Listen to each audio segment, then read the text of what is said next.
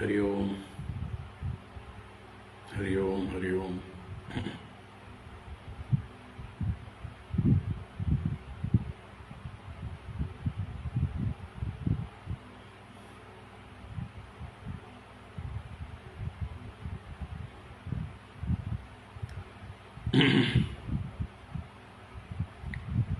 ഓം ശുക്ലാംബരധരം വിഷ്ണും ശശിവർണം ചതുർഭുജം പ്രസന്നവദനം ധ്യായേത് സർവവിഘ്നോപശാന്തയേ. ഗുരവേ സർവലോകാനാം ഭിഷജേ ഭവരോഗിണാം നിധയേ സർവവിദ്യാനാം ദക്ഷിണാമൂർത്തയേ നമഃ. ജന്മാദ്യസ്യ യതോന്വയാദിതരതശ്ചാർത്ഥേഷ്വഭിജ്ഞസ്വരാട് തേനേ ബ്രഹ്മഹൃദായ ആദികവയേ മുഹ്യന്തി യത്സൂരയഃ. തേജോ വാരിമൃതാം യദാ വിനിമയോ യത്ര ത്രിസർഗോ മൃഷാ ദാംനാ സ്വേന സദാ നിരസ്തകുഹകം സത്യം പരം ധീമഹി. ധർമ്മപ്രോജ്ജിതകൈതവോത്രപരമോ നിർമത്സരാണാം സതാം വേദ്യം വാസ്തവമത്ര വസ്തു ശിവദം താപത്രയോന്മൂലനം. ശ്രീമദ്ഭാഗവതേ മഹാമുനികൃതേ കിം വാ പരൈരീശ്വരഃ സദ്യോ ഹൃദ്യവരുധ്യതേത്ര കൃതിഭിഃ ശുശ്രൂഷുഭിസ്തൽക്ഷണാത്. നിഗമകൽപതരോർഗളിതം ഫലം സുഖമുഖാദമൃതദ്രവസംയുതം പിബത ഭാഗവതം രസമാലയം മുഹുരഹോ രസികാ ഭുവി ഭാവുകാഃ. നാരായണം നമസ്കൃത്യ നരം ചൈവ നരോത്തമം ദേവീം സരസ്വതീം വ്യാസം തതോ ജയമുദീരയേത്. യം പ്രവ്രജന്തമനുപേതമപേതകൃത്യം ദ്വൈപായനോ വിരഹകാതര ആജുഹാവ. പുത്രേതി തന്മയതയാ തരവോഭിനേതുഃ തം സർവഭൂതഹൃദയം മുനിമാനതോസ്മി. യസ്വാനുഭാവമഖിലശ്രുതിസാരമേകം അധ്യാത്മദീപമതിതിദീർഷതാം തമോന്തം സംസാരിണാം കരുണയാഃ പുരാണഗുഹ്യം തം വ്യാസസൂനുമുപയാമി ഗുരും മുനീനാം. മൂകം കരോതി വാചാലം പങ്കും ലംഘയത്തെ ഗിരിം യത്കൃപാതമഹം വന്ദേ പരമാനന്ദമാധവം. യം ബ്രഹ്മാ വരുണേന്ദ്രരുദ്രമരുതഃ സ്തുന്വന്തി ദിവ്യൈസ്തവൈഃ വേദൈഃ സാംഗപദക്രമോപനിഷദൈഃ ഗായന്തി യം സാമഗാഃ. ധ്യാനാവസ്ഥിതതദ്ഗതേന മനസാ പശ്യന്തി യം യോഗിനോ യസ്യാന്തം ന വിദുഃ സുരാസുരഗണാഃ ദേവായ തസ്മൈ നമഃ. കോമളം കുജയൻ വേണും ശ്യാമളോയം കുമാരകഃ വേദവേദ്യം പരം ബ്രഹ്മ ഭാസതാം പുരതോ മമ. ഭൂതൈർമഹദ്ഭിർയയിമാ പുരോ വിഭുഃ നിർമായശേദേ യദമൂഷു പൂരുഷഃ ഭുങ്ക്തേ ഗുണാൻ ഷോഡശ ഷോഡശാത്മകഃ സോലങ്കൃഷീഷ്ട ഭഗവാൻ ഭജാംസി മേ. സച്ചിദാനന്ദരൂപായ വിശ്വോത്പത്യാദിഹേതവേ താപത്രയ വിനാശായ ശ്രീകൃഷ്ണായ വയം നുമഃ. കൃഷ്ണായ വാസുദേവായ ഹരയേ പരമാത്മനേ പ്രണതക്ലേശനാശായ ഗോവിന്ദായ നമോ നമഃ. കൃഷ്ണായ വാസുദേവായ ദേവകീനന്ദനായ ച നന്ദഗോപകുമാരായ ഗോവിന്ദായ നമോ നമഃ. നമഃ പങ്കജനാഭായ നമഃ പങ്കജമാലിനേ നമഃ പങ്കജനേത്രായ നമസ്തേ പങ്കജാംഗ്രയേ. പീതാംബരം കരവിരാജിതശംഖചക്രകൗമോദഗീ സരസിജം കരുണാസമുദ്രം രാധാസഹായം അതിസുന്ദരമന്ദഹാസം വാതാലയേശമനിശം ഹൃദി ഭാവയാമി വാതാലയേശമനിശം ഹൃദി ഭാവയാമി. ഓം നമോ ഭഗവതേ വാസുദേവായ. ഓം നമോ നാരായണായ. ഓം ശ്രീ ഗുരുവായൂരപ്പ ശരണം. ഓം നമഃ പരമഋഷിഭ്യോ നമഃ പരമഋഷിഭ്യഃ. ശ്രീ ഗുരുഭ്യോ നമഃ. നാരായണ. ഹരി ഓം. എല്ലാവർക്കും നമസ്കാരം. എല്ലാവർക്കും സുപ്രഭാതം, ശുഭദിനം, സുസ്വാഗതം.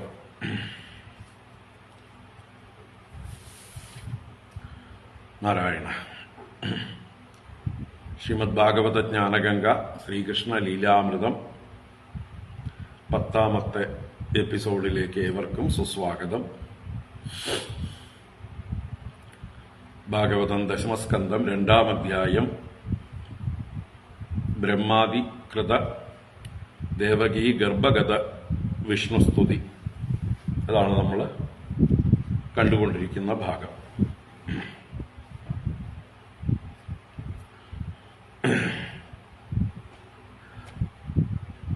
ഭഗവാൻ വസുദേവരുടെ മനസ്സിലൂടെ ദേവകിയുടെ മനസ്സിലേക്ക് പ്രവേശിച്ച് പിന്നീട് ദേവകിയുടെ ഗർഭത്തിൽ ഭഗവാൻ പൂർണ്ണ വളർച്ചയെത്തുന്നു. അങ്ങനെയുള്ള ആ വിഷ്ണു ഭഗവാൻ ദേവകീ ഗർഭഗതനായിരിക്കുമ്പോൾ ബ്രഹ്മാദി ദേവന്മാർ വന്ന് സ്തുതിച്ച സ്തുതിയാണ് നമ്മൾ ദശമസ്കന്ധം 2ാം അധ്യായത്തിൽ 26ാം ശ്ലോകം മുതൽ കണ്ടുകൊണ്ടിരിക്കുന്നത്. ഇന്നലെ 33 വരെയാണ് കണ്ടത്. തുടർന്ന് കാണാം. നമുക്ക് വായിക്കാം. നമുക്ക് 16ാം ശ്ലോകം മുതൽ വായിക്കാം. 16ാം ശ്ലോകം മുതൽ ഭഗവാൻ വസുദേവരുടെ മനസ്സിലേക്ക് പ്രവേശിക്കുന്നത് മുതൽ ദേവകീ ഗർഭത്തിലേക്ക് പ്രവേശിക്കുന്നതും ബ്രഹ്മാദി ദേവന്മാരുടെ സ്തുതിയും. ഓം നമോ ഭഗവതേ വാസുദേവായ. അഥ ശ്രീമദ്ഭാഗവതേ ദശമസ്കന്ധേ പൂർവാർദ്ധേ 2യോऽധ്യായഃ. ശ്രീശുക ഉവാച. 16ാം ശ്ലോകം. ഭഗവാനപി വിശ്വാത്മാ ഭക്താനാമഭയങ്കരഃ ആവിവേശാംശഭാഗേന മന ആനകതുന്ദുഭേഃ സ ബിഭ്രത് പൗരുഷം ധാമ ഭ്രാജമാനോ യദാരവിഃ ദുരാസതോ അതിദുർധർഷോ ഭൂതാനാം സംബഭൂവഃ തതോ ജഗന്മംഗളമച്യുതാംശം സമാഹിതം ശൂരസുതേന ദേവി ദധാര സർവാത്മകമാത്മഭൂതം കാഷ്ഠായദാനന്ദകരം മനസ്തഃ. സാ ദേവകീ സർവജഗന്നിവാസഭൂതാ നിതരാം നരേജേ ഭോജേന്ദ്രഗേഹ്യഗ്നിശിഖേ വരുദ്ധ സരസ്വതീ ജ്ഞാനഖലേ യദാ സതി. താം വീക്ഷ്യകം സഃ പ്രഭയാജിദാന്തരം വിരോചയന്തീം ഭവനം ശുചിസ്മിതാം ആഹൈഷ മേ പ്രാണഹരോ ഹരിർഗുഹാം ധ്രുവം ശ്രിതോ യന്ന പുരേയമീദൃശീ. കിബദ്യ തസ്മിൻ കരണീയമാശു മേ യദർത്ഥതന്ത്രോ ന വിഹന്തി വിക്രമം സ്ത്രിയാ സ്വസുർഗുരുമത്യാവധോയം യശശ്രിയം ഹന്ത്യനുകാലമായുഃ. സയേഷ ജീവൻ ഖലു സംബരേദോ വർത്തേതയോത്യന്തനൃശംസിതേന ദേഹേ അമൃതേ തം മനുജാസപന്തി ഗന്ധാതമോന്ധം തനുമാനിനോ ധ്രുവം. ഇതി ഘോരതമാദ്ഭാവാത് സന്നിവൃത്ത സ്വയം പ്രഭുഃ ആസ്തേ പ്രതീക്ഷൻ തജ്ജന്മ ഹരേർവൈരാനുബന്ധകൃത് ആസീനഃ സംവിശൻ തിഷ്ഠൻ ഭുഞ്ജാനഃ പര്യടൻ മഹീം ചിന്തയാനോ ഋഷികേശം അപശ്യത്തന്മയം ജഗത് ബ്രഹ്മാഭവശ്ച തത്രൈത്യ മുനിഭിർനാരകാദിഭിഃ ദേവൈ സാനുചരൈ സാകം ഗീർഭിർവൃഷണമൈഡയൻ സത്യവ്രതം സത്യപരം ത്രിസത്യം സത്യസ്യ യോനിം നിഹിതം ച സത്യേ സത്യസ്യ സത്യം ഹൃദസത്യനേത്രം സത്യാത്മകം ത്വാം ശരണം പ്രപന്നാഃ ഏകായനോऽസൗ ദ്വിബലത്രിമൂലശ്ചതൂരസഃ പഞ്ചവിധഃ ഷഡാത്മാ സപ്തത്വകഷ്ടവിടവോ നവാക്ഷോ ദശച്ഛദീ ദ്വിഗഘോ ഹ്യാദിവൃക്ഷഃ ത്വമേക ഏവാസ്യ സതഃ പ്രസൂതിഃ ത്വം സന്നിധാനം ത്വമനുഗ്രഹശ്ച ത്വന്മായയാ സംവൃതചേതസസ്ത്വാം പശ്യന്തി നാനാ ന വിപശ്ചിതോ യേ ബിഭർഷിരൂപാണ്യവബോധാത്മാ ക്ഷേമായ ലോകസ്യ ചരാചരസ്യ സത്വോപപന്നാനി സുഖാവഹാനി സതാം അഭദ്രാണി മുഹുഖലാനാം ത്വയി അംബുജാക്ഷാഖില സത്വധാംനി സമാധിനാവേശിതചേതസൈകേ ത്വൽപാദപോതേന മഹത്കൃതേന കുർവന്തി ഗോവത്സപദം ഭവാബ്ധിം സ്വയം സമുത്തീര്യ സുദുസ്തരം ദ്യുമന് ഭവാർണവം ഭീമമദഭ്രസൗഹൃദാഃ ഭവൽപദാംബോരുഹനാവമത്ര തേ നിധായ യാദാ സദനുഗ്രഹോ ഭവാൻ യേന്യേരവിന്ദാക്ഷ വിമുക്തമാനിനസ്ത്വയ്യസ്തഭാവാദ വിശുദ്ധബുദ്ധയഃ ആരുഹ്യ കൃച്ഛ്രേണ പരം പദം തതഃ പദന്ത്യധോനാദൃതയുഷ്മദംഗ്രയഃ തദാ ന തേ മാധവ താവകാ ക്വചിത് ഭ്രശ്യന്തി മാർഗാ ത്വയി ബദ്ധസൗഹൃദാഃ ത്വയാപി ഗുപ്താ വിചരന്തി നിർഭയാഃ വിനായകാനീകപമൂർധസു പ്രഭോ സത്വം വിശുദ്ധം ശ്രയതേ ഭവാൻ സ്ഥിതൗ ശരീരിണാം ശ്രേയ ഉപായനം വപുഃ വേദക്രിയാ യോഗ തപസ്സമാദിഭിഃ തവാർഹണം യേന ജനഃ സമീഹതേ സത്വം ന ചേദ്ധാതർ ഇദം നിജം ഭവേത് വിജ്ഞാനമജ്ഞാനഭിതാപമാർജനം ഗുണപ്രകാശൈർ അനുമീയതേ ഭവാൻ പ്രകാശത്തെ യസ്യ ച യേന വാ ഗുണഃ ന നാമരൂപേ ഗുണജന്മകർമ്മഭിർനിരൂപിതവ്യേ തവ തസ്യ സാക്ഷിണഃ മനോവചോഭ്യാം അനുമേയവത്മനോ ദേവ ക്രിയാജാം പ്രതിയന്യതാഭിഃ ശൃണ്വൻ ഗൃണൻ സംസ്മരയംശ്ച ചിന്തയൻ നാമാനി രൂപാണി ച മംഗളാനി തേ ക്രിയാസു യസ്ത്വച്ചരണാരവിന്ദയോഃ ആവിഷ്ടചേതാ ന ഭവായ കൽപ്പതേ ദിഷ്ട്യാ ഹരേസ്യാ ഭവതഃ പദോ ഭുവോ ഭാരോപനീതസ്തവ ജന്മനേഷിദുഃ ദിഷ്ട്യാങ്കിതം ത്വൽപദകൈഃ സുശോഭനൈഃ ദ്രക്ഷ്യാമഗാംദ്യാം ച തവാനുകമ്പിതാം ന തേ ഭവസ്യേഷ ഭവസ്യ കാരണം വിനാ വിനോദം വദ തർക്കയാമഹേ ഭവോ നിരോധസ്ഥിതിരപ്യവിദ്യയാ കൃതാ യതസ്ത്വയി അഭയാശ്രയാത്മനി മത്സ്യാശ്വകച്ഛപനസിംഹവരാഹഹംസരാജന്യവിപ്രവിബുധേഷു കൃതാവതാരഃ ത്വം പാസിനസ്ത്രിഭുവനം ച യദാധുനേശ ഭാരം ഭുവോ ഹരയതോത്തമ വന്ദനം തേ സർവത്ര ഗോവിന്ദനാമ സങ്കീർത്തനം ഗോവിന്ദ ഗോവിന്ദ ദിഷ്ട്യാംബത്തെ കുക്ഷിഗതഃ പരഃ പുമാൻ അംശേന സാക്ഷാത് ഭഗവാൻ ഭവായനഃ മാ ഭൂദ്ഭയം ഭോജപതേർമുമൂർഷോഃ ഗോപ്താ യദൂനാം ഭവിതാ തവാത്മജഃ ശ്രീശുക ഉവാച ഇത്യഭിഷ്ടൂയ പുരുഷം യദ്രൂപം അനിദം യദാ ബ്രഹ്മേശാനൗ പുരോദായ ദേവാ പ്രതിയയുർദിവം. ഹരി ഓം. ഇത് ശ്രീമദ്ഭാഗവതേ മഹാപുരാണേ പാരമഹംസ്യാം സംഹിതായാം ദശമസ്കന്ധേ പൂർവാർദ്ധേ ഗർഭഗത വിഷ്ണോഃ ബ്രഹ്മാദികൃതസ്തുതിർനാമ ദ്വിതീയോऽധ്യായഃ. സർവത്ര ഗോവിന്ദ നാമ സങ്കീർത്തനം. ഗോവിന്ദ ഗോവിന്ദ. നാരായണാഖില ഗുരോ ഭഗവൻ നമസ്തേ. നാരായണാഖില ഗുരോ ഭഗവൻ നമസ്തേ. നാരായണാഖില ഗുരോ ഭഗവൻ നമസ്തേ. ഓം ശ്രീ ഗുരുവായൂരപ്പ ശരണം. നാരായണ. ഹരി ഓം ഹരി ഓം ഹരി ഓം. എല്ലാവർക്കും നമസ്കാരം.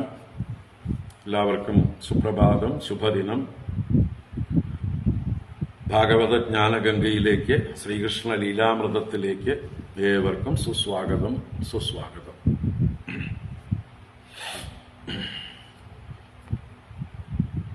നാരായണ.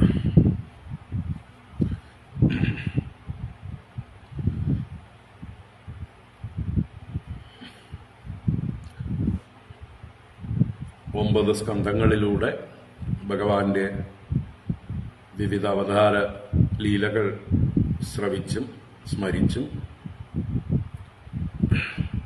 നമ്മുടെ ഉള്ളിൽ ഭഗവാൻ കൂടുതൽ കൂടുതൽ വ്യക്തമായി പ്രകാശിക്കാൻ തുടങ്ങുന്നു. നമ്മളൊക്കെ വസുദേവനും ദേവകിയുമായി മാറുന്നു. അങ്ങനതാ ദശമസ്കന്ധത്തിലേക്ക് നമ്മൾ പ്രവേശിച്ചു. ഈ ദശമസ്കന്ധത്തിലാണ് കൃഷ്ണസ്തു ഭഗവാൻ സ്വയം എന്ന് പറയപ്പെടുന്ന ആ ഭഗവാന്റെ പരിപൂർണമായിരിക്കുന്ന ആനന്ദ അവതാരം. ആ ആനന്ദാവതാരത്തെ വരവേൽക്കാൻ നമ്മളൊക്കെ ഒരുങ്ങുകയാണ്. മാനസികമായി ഒരുങ്ങുന്നതിൻ്റെ അതാണ് ഈ ബ്രഹ്മാധികൃത ഭഗവത് സ്തുതി. ഈ സ്തുതിയിലൂടെ ഭഗവത് തത്വം കൂടുതൽ കൂടുതൽ നമ്മൾ മനസ്സിലാക്കി, ഭഗവാന്റെ മാഹാത്മ്യം മനസ്സിലാക്കി നമ്മുടെ ഉള്ളിലെ ഭഗവാൻ വളർന്ന് വളർന്ന് വളർന്ന് വരണം.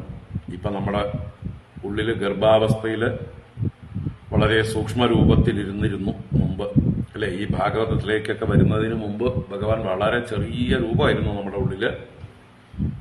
നിരന്തരമായിട്ടുള്ള ഭഗവാന്റെ മാഹാത്മ്യം കേട്ട് കേട്ട് കേട്ട് നമ്മുടെ ഉള്ളിൽ, നമ്മുടെ മാനസഗർഭത്തിൽ ഭഗവാൻ പൂർണ്ണ വളർച്ച എത്തിക്കൊണ്ടിരിക്കുകയാണ്.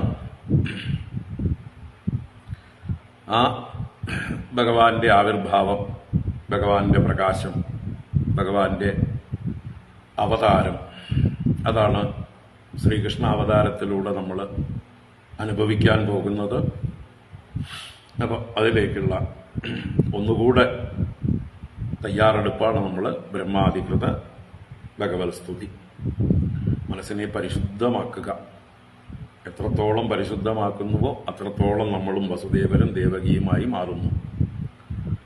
സത്വഗുണപ്രധാനമായ മനസ്സ് തന്നെയാണ് ദേവകി വസുദേവന്മാർ. ആ വസുദേവനിൽ നിന്നും ദേവകിയിൽ നിന്നും ഭഗവാൻ എങ്ങനെ പുറത്തേക്ക് പ്രകാശിച്ചുവോ അതുപോലെ നമ്മുടെ ഉള്ളിലും ഭഗവാൻ പ്രകാശിക്കുമാറാകട്ടെ. അപ്പോൾ എപ്പോഴും ഭഗവാൻ നമ്മുടെ ഉള്ളിൽ നിറഞ്ഞു നിൽക്കണം. ഭഗവാന് ജനന മരണങ്ങളൊന്നുമില്ല.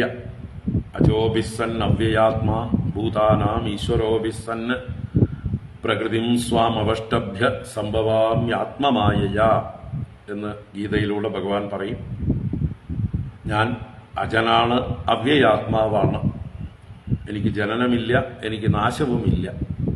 ഞാൻ ഭൂതങ്ങളുടെ മുഴുവൻ പരമേശ്വരനാണ്. എന്നിട്ടും ഞാൻ എൻ്റെ പ്രകൃതിയെ, എൻ്റെ മായയെ സ്വീകരിച്ചുകൊണ്ട് ഈ ലോകത്തിന് അനുഗ്രഹം ചെയ്യാനായിക്കൊണ്ട് വിവിധ രൂപങ്ങളെ ധരിക്കുന്നു.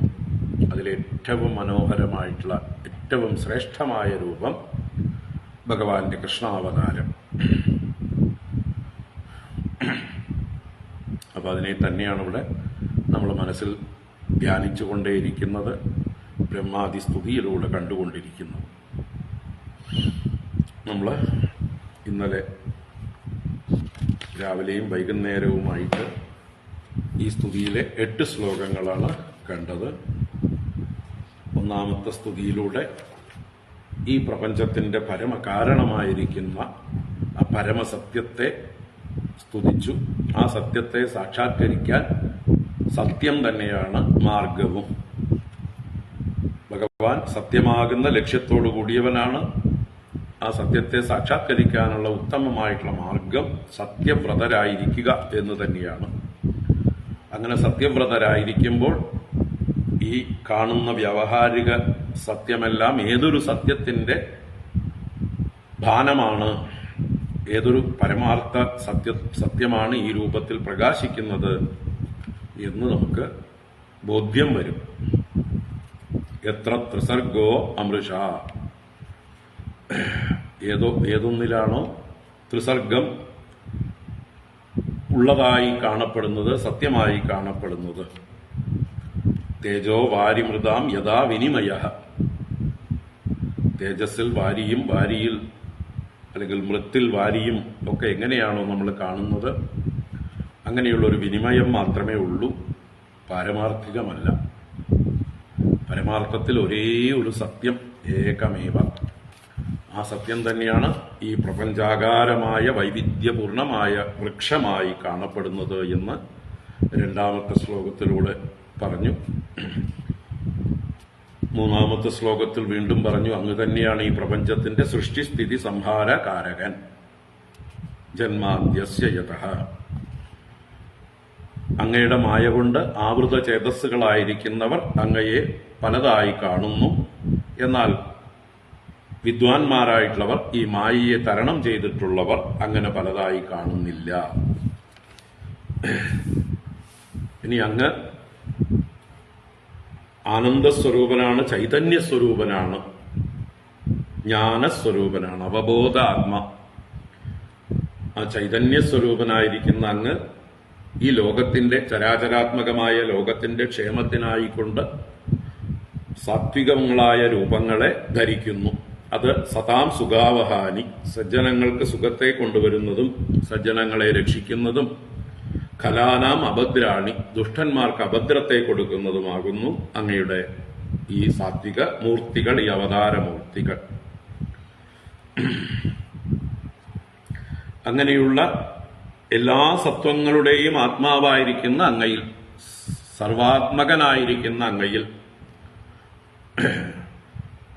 അഖില സത്വദാമിനി ത്വയി സമാധിന ആവേശിത ചേതസ ഏകേ, സമാധിയിലൂടെ അഭ്യസിച്ച് മനസ്സിനെ ഉറപ്പിച്ച് മഹത്കൃതേന ത്വൽപാദബോധേന ഭവാബ്ദിം ഗോവത്സപദം കുർവന്തി, ഏറ്റവും ദൃഢമായിരിക്കുന്ന വലുതായിരിക്കുന്ന അങ്ങയുടെ പാദമാകുന്ന കപ്പൽ കൊണ്ട് ഈ ഭവാബ്ദിയെ, സംസാരസാഗരത്തെ വെറുമൊരു പശുക്കുളമ്പിലെ വെള്ളം തരണം ചെയ്യുന്ന ലാഘവത്തോടെ തരണം ചെയ്യുന്നു. അപ്പൊ അങ്ങയുടെ ഈ സാത്വിക മൂർത്തി എന്നുള്ളത് ഇങ്ങനെയുള്ള എല്ലാവർക്കും ആശ്രയമായി ഭവിക്കാനും സംസാരസാഗരത്തെ തരണം ചെയ്യാൻ സഹായിക്കാനുമാകുന്നു. നോ ചേത് ജീവാ കഥം വാ മധുരതരമിതം ത്വദ്വപു ഛിദ്രസാർദ്രം നേത്രൈ ശ്രോത്രൈശ്ച പീത്വാ.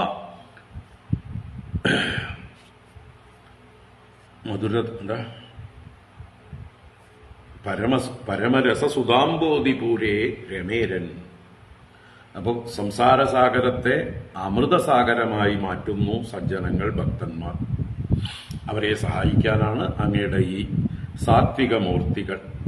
കാരണം നിർഗുണ നിരാകാരമായിരിക്കുന്ന അങ്ങയുടെ ഭാവത്തെ ഉപാസിക്കാൻ എളുപ്പമല്ല. ക്ലേശോ അധികതരസ്തേഷാം അവ്യക്താസക്തചേതസാം അവ്യക്താഹി ഗതിർ ദുഃഖം ദേഹവദ്ഭിരവാപ്യതേ. അധികതര ക്ലേശ തേഷാം അവ്യക്താസക്തചേതസ, അവ്യക്തത്തെ നിർഗുണ ബ്രഹ്മത്തെ ഉപാസിക്കുന്നവർക്ക് വളരെ ക്ലേശമാകുന്നു. അപ്പൊ അവരുടെ ആ കഷ്ടപ്പാട് കണ്ട് അവരോടുള്ള കാരുണ്യം കൊണ്ടാണ്, അങ്ങനെയുള്ള ആളുകളെ അനുഗ്രഹിക്കാനാണ് അങ്ങ് ഇങ്ങനെയുള്ള മനോഹരങ്ങളായ രൂപങ്ങളെ ധരിച്ച് അവതാര ലീലകൾ ചെയ്ത് ഉപാസിക്കാനായിക്കൊണ്ട് തന്നിരിക്കുന്നത്. ഭഗവാന്റെ ഇമാതിരിയുള്ള രൂപങ്ങളെ ഉപാസിക്കുന്നവർ ഹൃദയം ശുദ്ധമായി ഭഗവത് തത്വം സാക്ഷാത്കരിക്കാൻ യോഗ്യരായിത്തീരുന്നു. അപ്പൊ അങ്ങനെയുള്ള ഭഗവാനെ ഭക്തിപൂർവം ഉപാസിച്ച ആളുകൾ സ്വയം സമുത്തീര്യ സുദുസ്തരം ദ്യുമൻ ഭവാർണവം ഭീമം അദഭ്രസൗഹൃദാഃ ഭവൽപദാംബോരുഹനാവം അത്ര തേ നിധായ യാദാ സദനുഗ്രഹോ ഭവാൻ. അല്ലയോ ദ്യുമൻ, പ്രകാശസ്വരൂപനായിരിക്കുന്ന ഭഗവാനെ, സുദുസ്തരം ഭീമം ഭവാർണവം സ്വയം സമുത്തീര്യ, തരണം ചെയ്യുവാൻ അത്യന്തം പ്രയാസമേറിയ ഭയങ്കരമായ സംസാര സാഗരത്തെ സ്വയം തന്നെത്താൻ ഈശ്വര കാരുണ്യം കൊണ്ട് ഈശ്വരനെ തന്നെ കപ്പലായി സ്വീകരിച്ച് ഈശ്വരനെ തന്നെ ഗുരുവായി വരിച്ച് ആരാണോ തരണം ചെയ്യുന്നത് അവർ മറ്റുള്ളവരോടും ഉള്ള കാരുണ്യം കൊണ്ട് അദഭ്ര സൗഹൃദാഹ, അല്പമല്ലാത്ത സൗഹൃദഭാവത്തോടു കൂടിയവർ, അനൽപമായ സ്നേഹം, കാരുണ്യം മുതലായ ഭാവങ്ങളുള്ളവരായ മഹാപുരുഷന്മാർ, പൂർവീകരായ ഭക്തജനങ്ങൾ, അവര് ഭവത്പദാംബോരുഹനാവം അത്ര നിദായ, ആ കപ്പലിനെ തന്നെ പിന്നാലെ വരുന്നവർക്കും വേണ്ടി ഇവിടെ സ്ഥാപിച്ചിട്ട് തേ യാദാ, അവര് കടന്നുപോയി, ഞങ്ങളുടെ പുറകെ വന്നുകൊള്ളൂ, ഇതാ ഇത് തന്നെയാണ് വഴി, ഇത് തന്നെയാണ് കപ്പൽ എന്ന് കാണിച്ചു തന്ന് പൂർവീകരായിട്ടുള്ള മഹാത്മാക്കൾ ഭഗവാനെ പ്രാപിച്ചു. അങ്ങനെയുള്ള സജ്ജനങ്ങളെ, സന്മാർഗത്തിൽ ചരിക്കുന്നവരെ അനുഗ്രഹിക്കുന്നവനാണല്ലോ അങ്ങ്. യേന്യേരവിന്ദാക്ഷ വിമുക്തമാനിന ത്വയ്യസ്തഭാവാദ വിശുദ്ധ ബുദ്ധയഃ ആരുഹ്യ കൃച്ഛ്രേണ പരം പദം തദഃ പതന്ത്യതോ നാധൃതയുഷ്മതംഗ്രയഃ. എന്നാൽ വേറെ ചിലർ അന്യേ വിമുക്തമാനിനഃ, ഞങ്ങൾ മാനികളാണ്, അല്ല ഞങ്ങൾ വിമുക്തരാണ് എന്ന് മാനിക്കുന്നവർ, സ്വയം വിമുക്തരാണ്, ജീവൻ മുക്തരാണ് എന്ന് അഭിമാനിക്കുന്നവർ, ത്വയി അസ്തഭാവാത്, അങ്ങയിൽ ഭക്തിയില്ലാത്തവരായിട്ട്, അവിശുദ്ധ ബുദ്ധയ, അവരുടെ ബുദ്ധിയിലെ കാലുഷ്യങ്ങൾ കന്മഷങ്ങളൊന്നും പോയിട്ടില്ല, കറകളൊന്നും കഴുകിക്കളഞ്ഞിട്ടില്ല, അവരുടെ രാഗദ്വേഷാദികളൊന്നും പൂർണ്ണമായി പോയിട്ടില്ല, അഹങ്കാരം പോയിട്ടില്ല. അങ്ങനെ അവിശുദ്ധ ബുദ്ധയ പരംപദം കൃച്ഛ്രേണ ആരുഹ്യ, എങ്ങനെയൊക്കെയോ എന്തൊക്കെയോ കഷ്ടപ്പെട്ട സാധനകളൊക്കെ ചെയ്ത് ആ ശ്രേഷ്ഠമായ പദങ്ങളിലൊക്കെ എത്തിയിട്ട്, എന്നാൽ വലിയ ഉയരങ്ങളിലൊക്കെ എത്തിയ ശേഷം ലക്ഷ്യത്തിലെത്താതെ തതഃ അധഃ പതന്തി, അവിടെ നിന്ന് താഴോട്ട് പതിക്കുന്നു. എന്തുകൊണ്ട്? അനാദൃത യുഷ്മതംഗ്രയ, യുഷ്മതംഗ്രികളെ അനാദരിച്ച് അങ്ങയുടെ പാദങ്ങളെ ആശ്രയിക്കാതെ സ്വന്തം പൗരുഷത്തിൽ അഭിമാനിച്ചുകൊണ്ട്, ഞങ്ങൾക്ക് ഭഗവാന്റെ രൂപ ഉപാസനയൊന്നും വേണ്ട, സഗുണോപാസന എന്നത് അത്യന്തം മോശമായിട്ടുള്ള ഒരു കാര്യമാണ്, നിന്ദ്യമായിട്ടുള്ള കാര്യമാണ്, മൂഢന്മാരാണ്, പ്രാകൃതന്മാരാണ് സഗുണോപാസന ചെയ്യുന്നവർ എന്നൊക്കെ പരിഹസിക്കുന്ന കൂട്ടരാണ് ഇമാതിരി കൂട്ടര്. അവര് ഭക്തിമാർഗത്തെ തള്ളിപ്പറയുന്നു, അവര് ക്ഷേത്ര ഉപാസനകളെ നിന്ദിക്കുന്നു, വിഗ്രഹാരാധനയെ പരിഹസിക്കുന്നു. ഇങ്ങനെയുള്ള എത്രയോ ആളുകൾ നമ്മുടെ അവിടെ ഉണ്ടായിട്ടുണ്ട്, നമ്മുടെ പൂർവികരായിട്ടുണ്ടായിട്ടുണ്ട്. അത് പല കാരണങ്ങളെ കൊണ്ടാവാം, സമൂഹത്തിൻ്റെതായിട്ടുള്ള ചില ദോഷങ്ങൾ കൊണ്ടാവാം. എന്തു തന്നെയാണെങ്കിലും അങ്ങനെയും കുറെ ആളുകൾ ഉണ്ടായിട്ടുണ്ട്. ഇന്നവർക്കൊന്നും ക്ഷേത്രപ്രവേശനം ഇല്ല എന്നൊക്കെ പറയുമ്പോൾ അതിൽ നീരസമുണ്ടായിട്ട് ക്ഷേത്രത്തോട് തന്നെ വിരക്തിയുള്ള, ക്ഷേത്രത്തെ നിന്ദിക്കുന്ന ആചാര്യസമന്മാരായിട്ടുള്ള ആളുകൾ നമ്മുടെ പൂർവികന്മാരായ ഇഷ്ടം പോലെ ഉണ്ടായിട്ടുണ്ട്. അവര് നിർഗുണ നിരാകാര മാർഗത്തെ ലോകത്തിന് ഉപദേശിച്ചു. പക്ഷേ അവര് മിടുക്കന്മാരായിട്ട് ചിലപ്പോൾ കടന്നു പോയിട്ടുണ്ടാവാം. പക്ഷെ അവരുടെ പാത പിന്തുടർന്നതായിട്ടുള്ള അനുയായികളൊക്കെ പകുതിയിൽ വീണുപോയി. അവരുടെ സ്ഥാപനങ്ങൾ, അവർ സ്ഥാപിച്ച സംഘടനകൾ എല്ലാം ഇപ്പോ പെരുവഴിയിൽ നിൽക്കുന്നു. എങ്ങോട്ട് പോകണം, എന്ത് ചെയ്യണം എന്നറിയാതെ കലഹങ്ങളായി അല്ലേ? സ്ഥാപനങ്ങൾ നോക്കി നടത്താൻ യോഗ്യരായിട്ടുള്ള ആളുകളില്ലാതെ, സമ്പ്രദായമില്ലാതെ പല സ്ഥാപനങ്ങളും മുരടിച്ചു പോകുന്നു, അന്യം നിന്നു പോകുന്നു, കൊള്ളക്കാർ കയ്യേറി ഭരിക്കുന്നു, പല രീതിയിൽ ഒക്കെ നശിച്ചു പോകുന്നു. അപ്പം ഇങ്ങനെയുള്ള വിഗ്രഹഭഞ്ജകന്മാരായിട്ടുള്ള ഉപാസനകളെ, സഗുണോപാസനയെ എതിർത്തിരുന്ന പല ആളുകളുടെയും സ്ഥാപനങ്ങൾ ഇന്ന് തകർന്ന് തരിപ്പണമായി, അല്ലെങ്കിൽ അതിന്റെ വക്കത്ത് എത്തി നിൽക്കുന്നു. എങ്ങനെ മുന്നോട്ട് പോകണം എന്നറിയാതെ.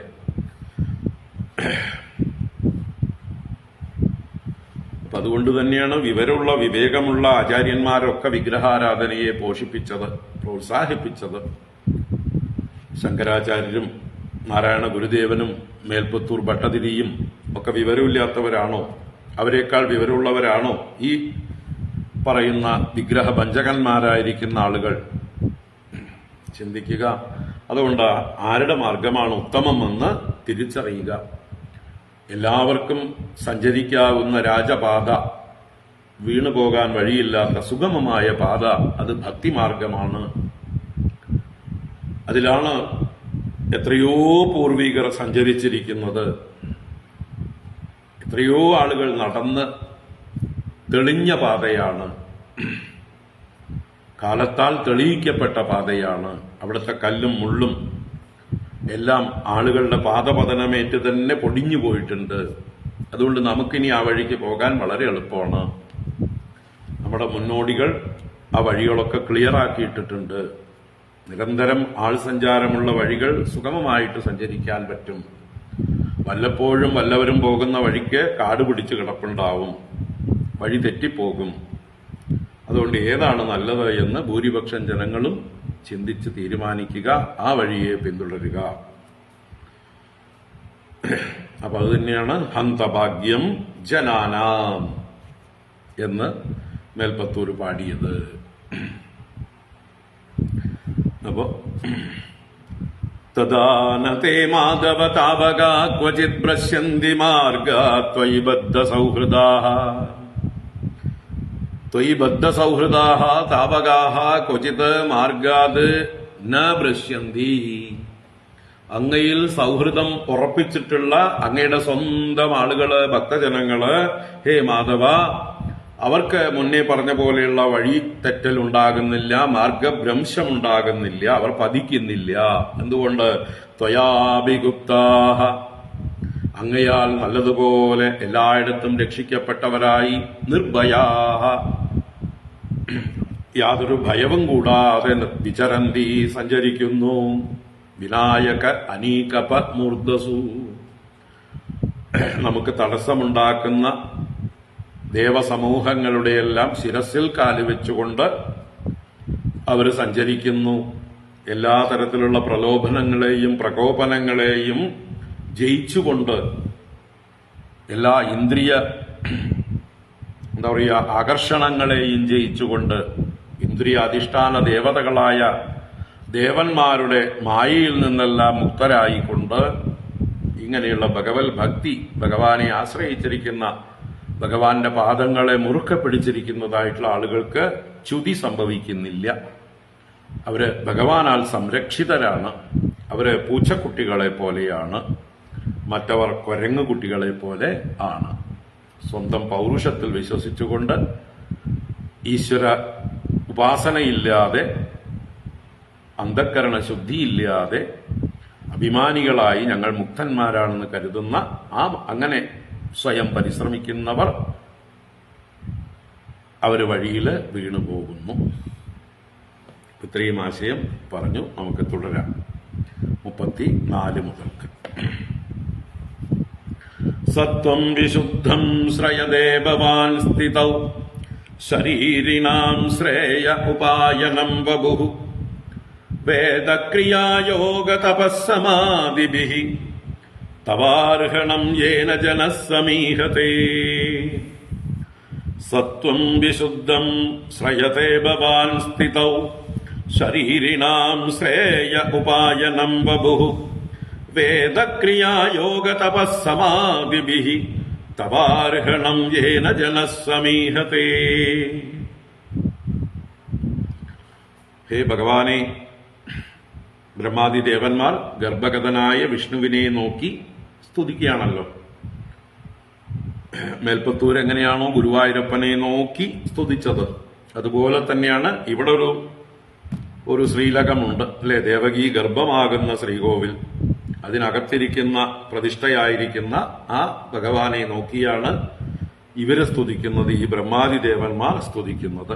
അപ്പൊ അവിടെ ഭഗവാനെ പറയുന്നു, ഭവാൻ അങ്ങ് എന്ത് ചെയ്യുന്നു, സ്ഥിതൗ ശരീരിണാം ശ്രേയഃ ഉപായനം വിശുദ്ധം സത്വം വപുഃ ശ്രയതേ. ഭവാൻ അങ്ങ് സ്ഥിതൗ എന്ന് പറഞ്ഞാൽ ഈ പ്രപഞ്ചസ്യ സ്ഥിതൗ, ഇതിന്റെ പരിപാലനത്തിനായിക്കൊണ്ട് എന്നർത്ഥം. ഈ പ്രപഞ്ച പരിപാലനത്തിനായിക്കൊണ്ട് ഭഗവാന്റെ അവതാരങ്ങളെല്ലാം തന്നെ പ്രപഞ്ച പരിപാലനത്തിനായിട്ടാണ്. യഥാ യഥാ ഹി ധർമ്മസ്യ ഗ്ലാനിർഭവതി അഭ്യുത്ഥാനം അധർമ്മസ്യ, അപ്പോഴാണ് തഥാ ആത്മാനം സൃജാമി അല്ലെ. അപ്പൊ ധർമ്മ സ്ഥിതി പാലിക്കാൻ വേണ്ടിയാണ്, പ്രപഞ്ച നിലനിൽപ്പിന് വേണ്ടിയിട്ടാണ് ഭഗവാന്റെ അവതാരങ്ങളെല്ലാം. ഭഗവാന്റെ ശരീരമാകുന്ന ഈ പ്രപഞ്ചത്തിന് ഏതെങ്കിലും തരത്തിലുള്ള ഭീഷണികൾ ഉണ്ടാകുമ്പോൾ ആ ഭീഷണികളെ ഇല്ലായ്മ ചെയ്യാനായിക്കൊണ്ട് ഭഗവാൻ വിവിധ അവതാര രൂപങ്ങൾ ധരിക്കുന്നു. അതാണ് സ്ഥിതൗ ശരീരിണാം ശ്രേയഃ ഉപായനം. ശരീരികൾക്ക് എന്ന് വെച്ചാൽ പ്രാണികൾക്ക്, മനുഷ്യർക്ക് എന്നർത്ഥത്തില് ശ്രേയഃ ഉപായനം, ശ്രേയസ്സിലേക്ക് നയിക്കുന്നത്, ശ്രേയസ്സിനെ പ്രാപിപ്പിക്കുന്നത്, ശ്രേയസ്സിലേക്ക് വഴികാട്ടുന്നത് ഒക്കെ ആയിരിക്കുന്ന വിശുദ്ധം സത്വം വപുഃ ശ്രയതേ. വിശുദ്ധമായ സത്വഗുണപ്രധാനമായ വപുസ്സിനെ, ശരീരത്തെ ശ്രയതേ അങ്ങ് ശ്രയിക്കുന്നു, സ്വീകരിക്കുന്നു. അപ്പൊ അങ്ങ് സ്വീകരിക്കുന്നത് അവതാര ശരീരം സത്വഗുണപ്രധാനമാണ്, വിശുദ്ധ സത്വമാണ്, മലിനസത്വം അല്ല, ശുദ്ധസത്വമാണ്. അപ്പൊ ആ ശുദ്ധസത്വം വപുസ്സിനെയാണ് അങ്ങ് സ്വീകരിക്കുന്നത്. അത് ഈ ശുദ്ധസത്വാത്മകമായ ശരീരം എന്തിനാണ്? ഭാവിയിലുള്ള ജനങ്ങൾക്ക്, ശരീരികൾക്ക് ശ്രേയസ്സിലേക്കുള്ള ഉപായനവും കൂടിയാണ്. ഈ ശുദ്ധസത്വത്തെ ഉപാസിക്കുമ്പോഴേ ഉപാസകന്മാരുടെ ഹൃദയവും ശുദ്ധമാവുകയുള്ളൂ, സത്വഗുണം പ്രധാനമാവുകയുള്ളൂ. ഏത് ഗുണദേവതയെ നമ്മൾ ഉപാസിക്കുന്നുവോ ആ ഗുണം നമ്മുടെ സ്വഭാവത്തെ ബാധിക്കുന്നു. താമസദേവതകളെ ആരാധിക്കുന്നവർ താമസ ഗുണം വർദ്ധിച്ചവരായി ഭവിക്കും. രാജസദേവതകളെ ഉപാസിക്കുന്നവർ രജോ ഗുണം വർദ്ധിച്ചവരായി ഭവിക്കും. സത്വഗുണദേവതകളെ ഉപാസിക്കുന്നവർ സാത്വികന്മാരായി ഭവിക്കും. അപ്പൊ ഏറ്റവും സത്വഗുണം വർദ്ധിക്കണമെങ്കിൽ എന്ത് വേണം? ശുദ്ധസത്വമൂർത്തിയായ ഭഗവാനെ ഉപാസിക്കണം. കാരണം ഈ പ്രപഞ്ചത്തിന്റെ സ്ഥിതി എന്നുള്ളത് സത്വഗുണത്തിലാണ്. അപ്പൊ വിഷ്ണു എന്നുള്ളത് സത്വഗുണ പ്രധാനിയാണ്. വിഷ്ണുവിന്റെ അവതാരങ്ങളും സത്വഗുണ പ്രധാനം തന്നെയാണ്. ഈ പ്രപഞ്ചത്തിന്റെ സ്ഥിതിയാണ് ഭഗവാന്റെ ധർമ്മം, ഭഗവാന്റെ ഡ്യൂട്ടി. അപ്പൊ അതുകൊണ്ട് ഉപാസനയ്ക്ക് ഏറ്റവും വിശിഷ്ടമായത് സാത്വിക ഭാവമാകുന്നു എന്ന് ആരംഭത്തിൽ തന്നെ, പ്രഥമ സ്കന്ധത്തിൽ തന്നെ പറഞ്ഞിട്ടുണ്ട് അല്ലെ. സൂതശൗനക സംവാദത്തില് ഭഗവാൻ 3 ഗുണങ്ങളെ സ്വീകരിച്ചുകൊണ്ട് ബ്രഹ്മ വിഷ്ണു മഹേശ്വരന്മാരായി സൃഷ്ടിസ്ഥിതി സംഹാരങ്ങളെ ചെയ്യുന്നു. അതിൽ സത്വഗുണപ്രധാനമായിട്ടുള്ള വിഷ്ണുവിനെയാണ് ഉപാസിക്കാൻ ഏറ്റവും ഉത്തമം എന്നൊക്കെ പ്രഥമ സ്കന്ധത്തില് പറഞ്ഞിട്ടുണ്ട്.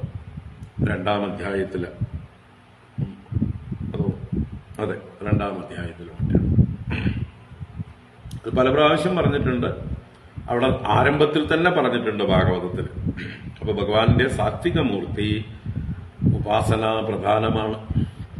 അതുതന്നെയാണ് ഇനി ഈ 90 അധ്യായം കഴിയുമ്പോൾ 90-ാം അധ്യായത്തില്, ഈ ദശമസ്കന്ധത്തില് ഭൃഗുവിന്റെ പരീക്ഷയിലൂടെയും നമ്മുടെ ഭസ്മാസുരന്റെ കഥയിലൂടെയും ഒക്കെയുള്ള വെളിവാക്കാൻ പോകുന്നത് ഉപാസിക്കാൻ യോഗ്യനായിട്ടുള്ളത് ആരാണ്, ആരെ ഉപാസിച്ചാൽ നമുക്ക് ശ്രേയസ്സുണ്ടാകും. അപ്പോൾ മഹാദേവനെ ഉപാസിച്ച ശാകുനേയന്റെ ദുരന്തം കാണിച്ചു തന്നുകൊണ്ട് പറഞ്ഞു, തമോ ഗുണപ്രധാനിയായ മഹാദേവനെ ഉപാസിച്ച് അതാ ശകുനിയുടെ പുത്രനായ ഭസ്മാസുരൻ ശാകുനേയൻ നശിച്ചുപോയി, സ്വയം ഭസ്മമായി പോയി. അതുപോലെ ത്രിമൂർത്തികളിൽ 3 പേരിൽ ആരാണ് ശ്രേഷ്ഠനെന്ന് പരീക്ഷിക്കാൻ ചെല്ലുന്ന ഭൃഗു മഹർഷി മഹാദേവനെ പ്രകോപിപ്പിച്ചപ്പോൾ പെട്ടെന്ന് കോപിച്ച് ശൂലവുമായിട്ട് കുത്താൻ ചെല്ലുന്നതും, ബ്രഹ്മദേവനെ പ്രകോപിപ്പിച്ചപ്പോൾ മകനാണെങ്കിലും മകനായ ഭൃഗുവിനെ ശപിക്കാൻ പുറപ്പെടുന്നതും ഒക്കെ കാണുന്നുണ്ട്. എന്നാൽ ഭഗവാൻ വിഷ്ണുവിന്റെ മാറത്ത് ചെന്ന് ചവിട്ടിയിട്ടും അപരാധക്ഷമാപണം അങ്ങോട്ട് ചെയ്യുന്ന വിഷ്ണുവിനെ കാണാം. അതാണ്. അപ്പോ അങ്ങനെയുള്ള സാത്വികമൂർത്തിയായ വിഷ്ണുവിനെ വേണം ഉപാസിക്കാൻ, ആ വിഷ്ണുവിന്റെ അവതാര മൂർത്തികളെ വേണം ഉപാസിക്കാൻ. അതിൽ വെച്ച് ഏറ്റവും ശ്രേഷ്ഠമായിട്ടുള്ളതാണ് കൃഷ്ണസ്തു ഭഗവാൻ സ്വയം എന്നുള്ള ആ കൃഷ്ണാവതാരം. അവിടേക്ക് വരികയാണ്. അപ്പൊ ഭഗവാൻ ഈ പ്രപഞ്ചത്തിന്റെ പരിപാലനത്തിനായിക്കൊണ്ട് അത് ശരീരികൾക്ക് ആലംബനമായി സത്വഗുണ പ്രധാനമായിട്ടുള്ള ഒരു മാർഗമായി ഉപാസിക്കാനായിക്കൊണ്ട് സാത്വിക രൂപത്തെ ധരിക്കുന്നു. വിശുദ്ധം സത്വം വപുഹു ശ്രയത്തെ യേന ജനഃ വേദ ക്രിയാ യോഗ തപസ്സമാധിഭിഃ തവ അർഹണം സമീഹത്തെ. ഏന എന്ന് പറയുമ്പോൾ അത് നിമിത്തമായിട്ട് അല്ലെങ്കിൽ ഭഗവാന്റെ ഈ രൂപത്താൽ എന്നർത്ഥം. ഭഗവാന്റെ ഈ രൂപത്തെ ആശ്രയിച്ചുകൊണ്ട് ജനഃ ജനിച്ചവർ, മനുഷ്യർ, ജനനം ശീലമായിരിക്കുന്നവർ അവരുടെ ജനനത്തിന് ഒരു ഫുൾ സ്റ്റോപ്പ് ഇടാൻ വേണ്ടി, അല്ലെ ഇനിയും ജനിക്കാതിരിക്കാൻ വേണ്ടി എന്തൊക്കെ ചെയ്യുന്നു? വേദ ക്രിയ യോഗ തപ സമാധിഭിഃ. അപ്പോ വേദക്രിയ, വേദം അധ്യയനം ചെയ്യുക, അതുപോലെ ക്രിയ എന്നുള്ളത് കൊണ്ട് വൈദികങ്ങളായ പൂജാദികൾ, സൽക്കർമ്മങ്ങൾ, അതുപോലെ യോഗ ശബ്ദം കൊണ്ട് തപസ്, അതുപോലെ സമാധി, ഇങ്ങനെയുള്ള തപസ്സുകൊണ്ടും സമാധി കൊണ്ടും തവ അർഹണം സമീഹത്തെ, അങ്ങയുടെ പൂജയെ, അങ്ങയുടെ ആരാധനയെ സമ്യക് ഈഹത്തെ നന്നായി ചെയ്യുന്നു. അപ്പൊ അങ്ങയുടെ സാത്വിക മൂർത്തി പല രീതിയിൽ ആരാധിക്കാൻ വേണ്ടിയിട്ടാണ്, ആലംബനമായിട്ടുള്ളതാണ്. അങ്ങനെ ഒരു മൂർത്തി ഇല്ലെങ്കിൽ ക്ലേശം അധികതരമാണ്.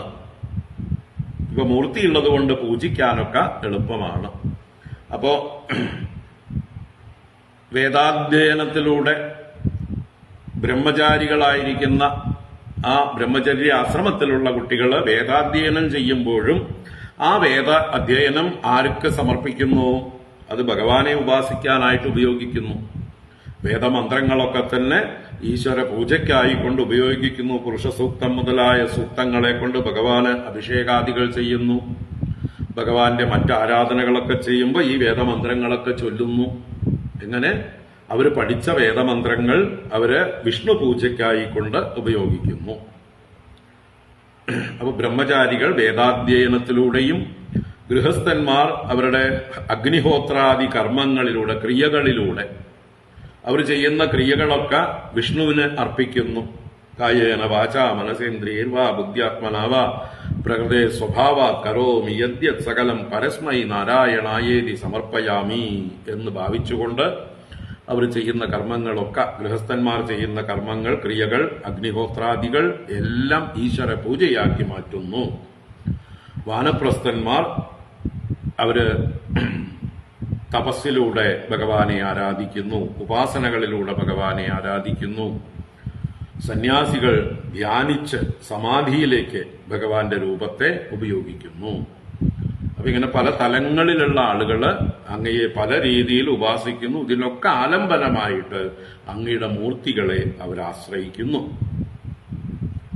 അപ്പോ അങ്ങ് അവതാര സ്വരൂപം സ്വീകരിച്ചിട്ടില്ലായിരുന്നുവെങ്കിൽ ഗുണാതീതനായിരിക്കുന്ന അങ്ങയെ ആരാധിക്കാൻ ക്ലേശമാണ്. സങ്കട സമുദ്രം കടക്കാൻ പ്രയാസമാണ്. അതുകൊണ്ട് ഭക്തവാത്സല്യം കൊണ്ടാണ്, കാരുണ്യം കൊണ്ടാണ് അങ്ങ് ഇങ്ങനെയുള്ള സാത്വിക മൂർത്തികളെ സ്വീകരിക്കുന്നത്, അവതാരമൂർത്തികളെ സ്വീകരിക്കുന്നത് ലോകത്തെ അനുഗ്രഹിക്കാൻ വേണ്ടിയിട്ടാണ്.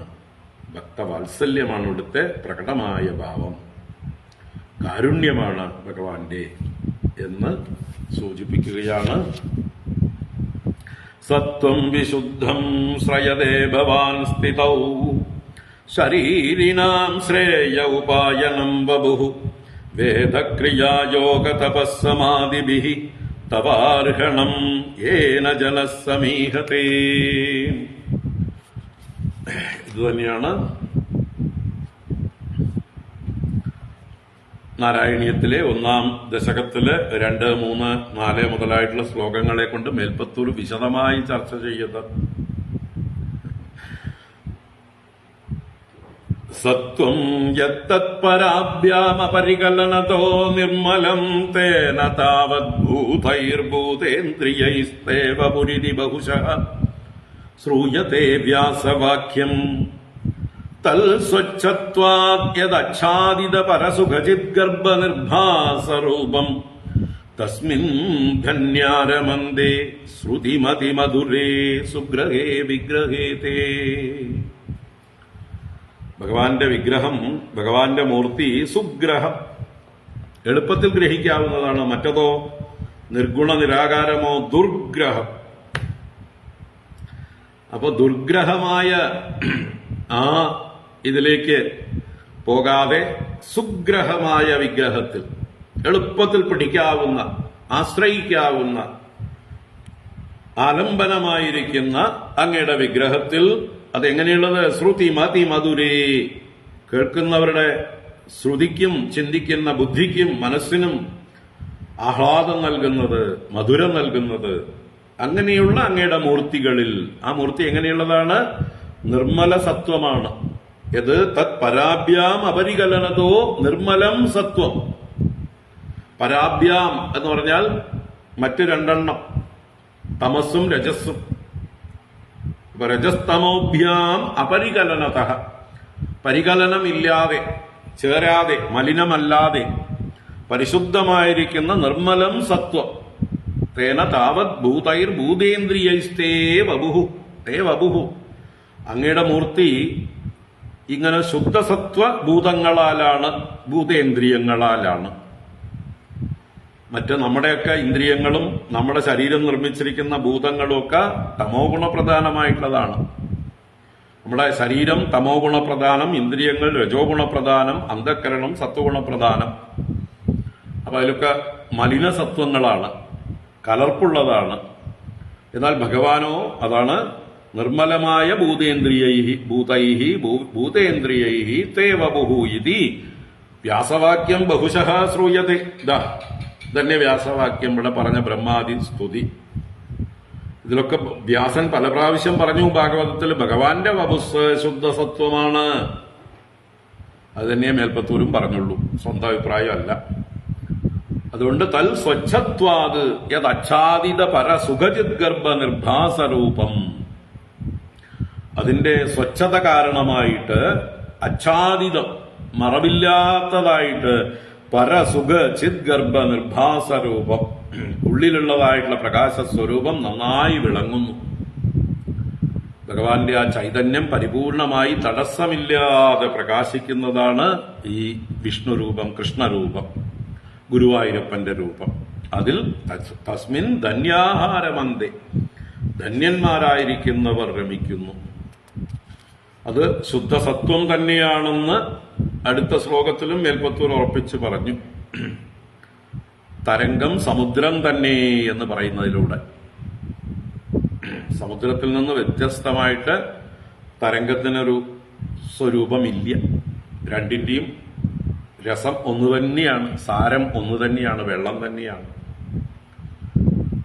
നിഷ്കമ്പേ നിത്യപൂർണേ നിരവധി പരമാനന്ദ പീയൂഷരൂപേ നിർലീനാനേക മുക്താവലി സുഭഗതമേ നിർമ്മല ബ്രഹ്മസിന്ധൗ കല്ലോലോല്ലാസതുല്യം ഖലു വിമലതരം സത്വമാഹുസ്തദാത്മാ കസ്മാന്നോ നിഷ്കളസ്ത്വം സകള ഇതി വചഃ ത്വത്കലാസ്വേവ ഭൂമൻ. വിമലതരം സത്വമാഹു, ഭഗവാന്റെ രൂപം വിമലതരം. ഗുരുവായൂരപ്പൻ പൂർണ്ണ ബ്രഹ്മം തന്നെയെന്ന് സ്ഥാപിക്കുകയായിരുന്നു. ആ നിർമ്മലമായ ബ്രഹ്മസിന്ധുവില് കല്ലോല ഉല്ലാസ തുല്യം, തിരമാലകൾ അടിച്ചു ഉയരും പോലെ തന്നെയാണ് ഭഗവാന്റെ മൂർത്തി. ബ്രഹ്മാനന്ദ സാഗരത്തിൽ നിന്നുയരുന്ന കല്ലോലം, അതാണ് അവതാരമൂർത്തി. അപ്പോ അത് വിമലതരം സത്വം. കസ്മാന്നോ നിഷ്കളഹത്വം, എന്തുകൊണ്ട് അങ്ങ് നിഷ്കളനല്ല? You are നിഷ്കള. നിഷ്കള എന്ന് പറഞ്ഞാൽ കലകളില്ലാത്തവൻ, പൂർണ്ണൻ, കലകൾക്കതീതനായിരിക്കുന്നവൻ പൂർണ്ണൻ. അങ്ങ് അവയവരഹിതനാണ്, അങ്ങ് പൂർണ്ണനാണ്. സകല ഇതി വചഃ ത്വത്കലാസൂയേവ. സകളൻ എന്നുള്ള വാക്കുകൾ അങ്ങയുടെ കലാവതാരങ്ങളായ മറ്റവതാരങ്ങൾക്കൊക്കെ വേണമെങ്കിൽ ചാർത്തിക്കൊടുക്കാം. എന്നാൽ കൃഷ്ണാവതാരത്തിന് സകളൻ എന്ന് പറയാൻ പറ്റില്ല. പൂർണ്ണ കൃഷ്ണസ്തു ഭഗവാൻ സ്വയം.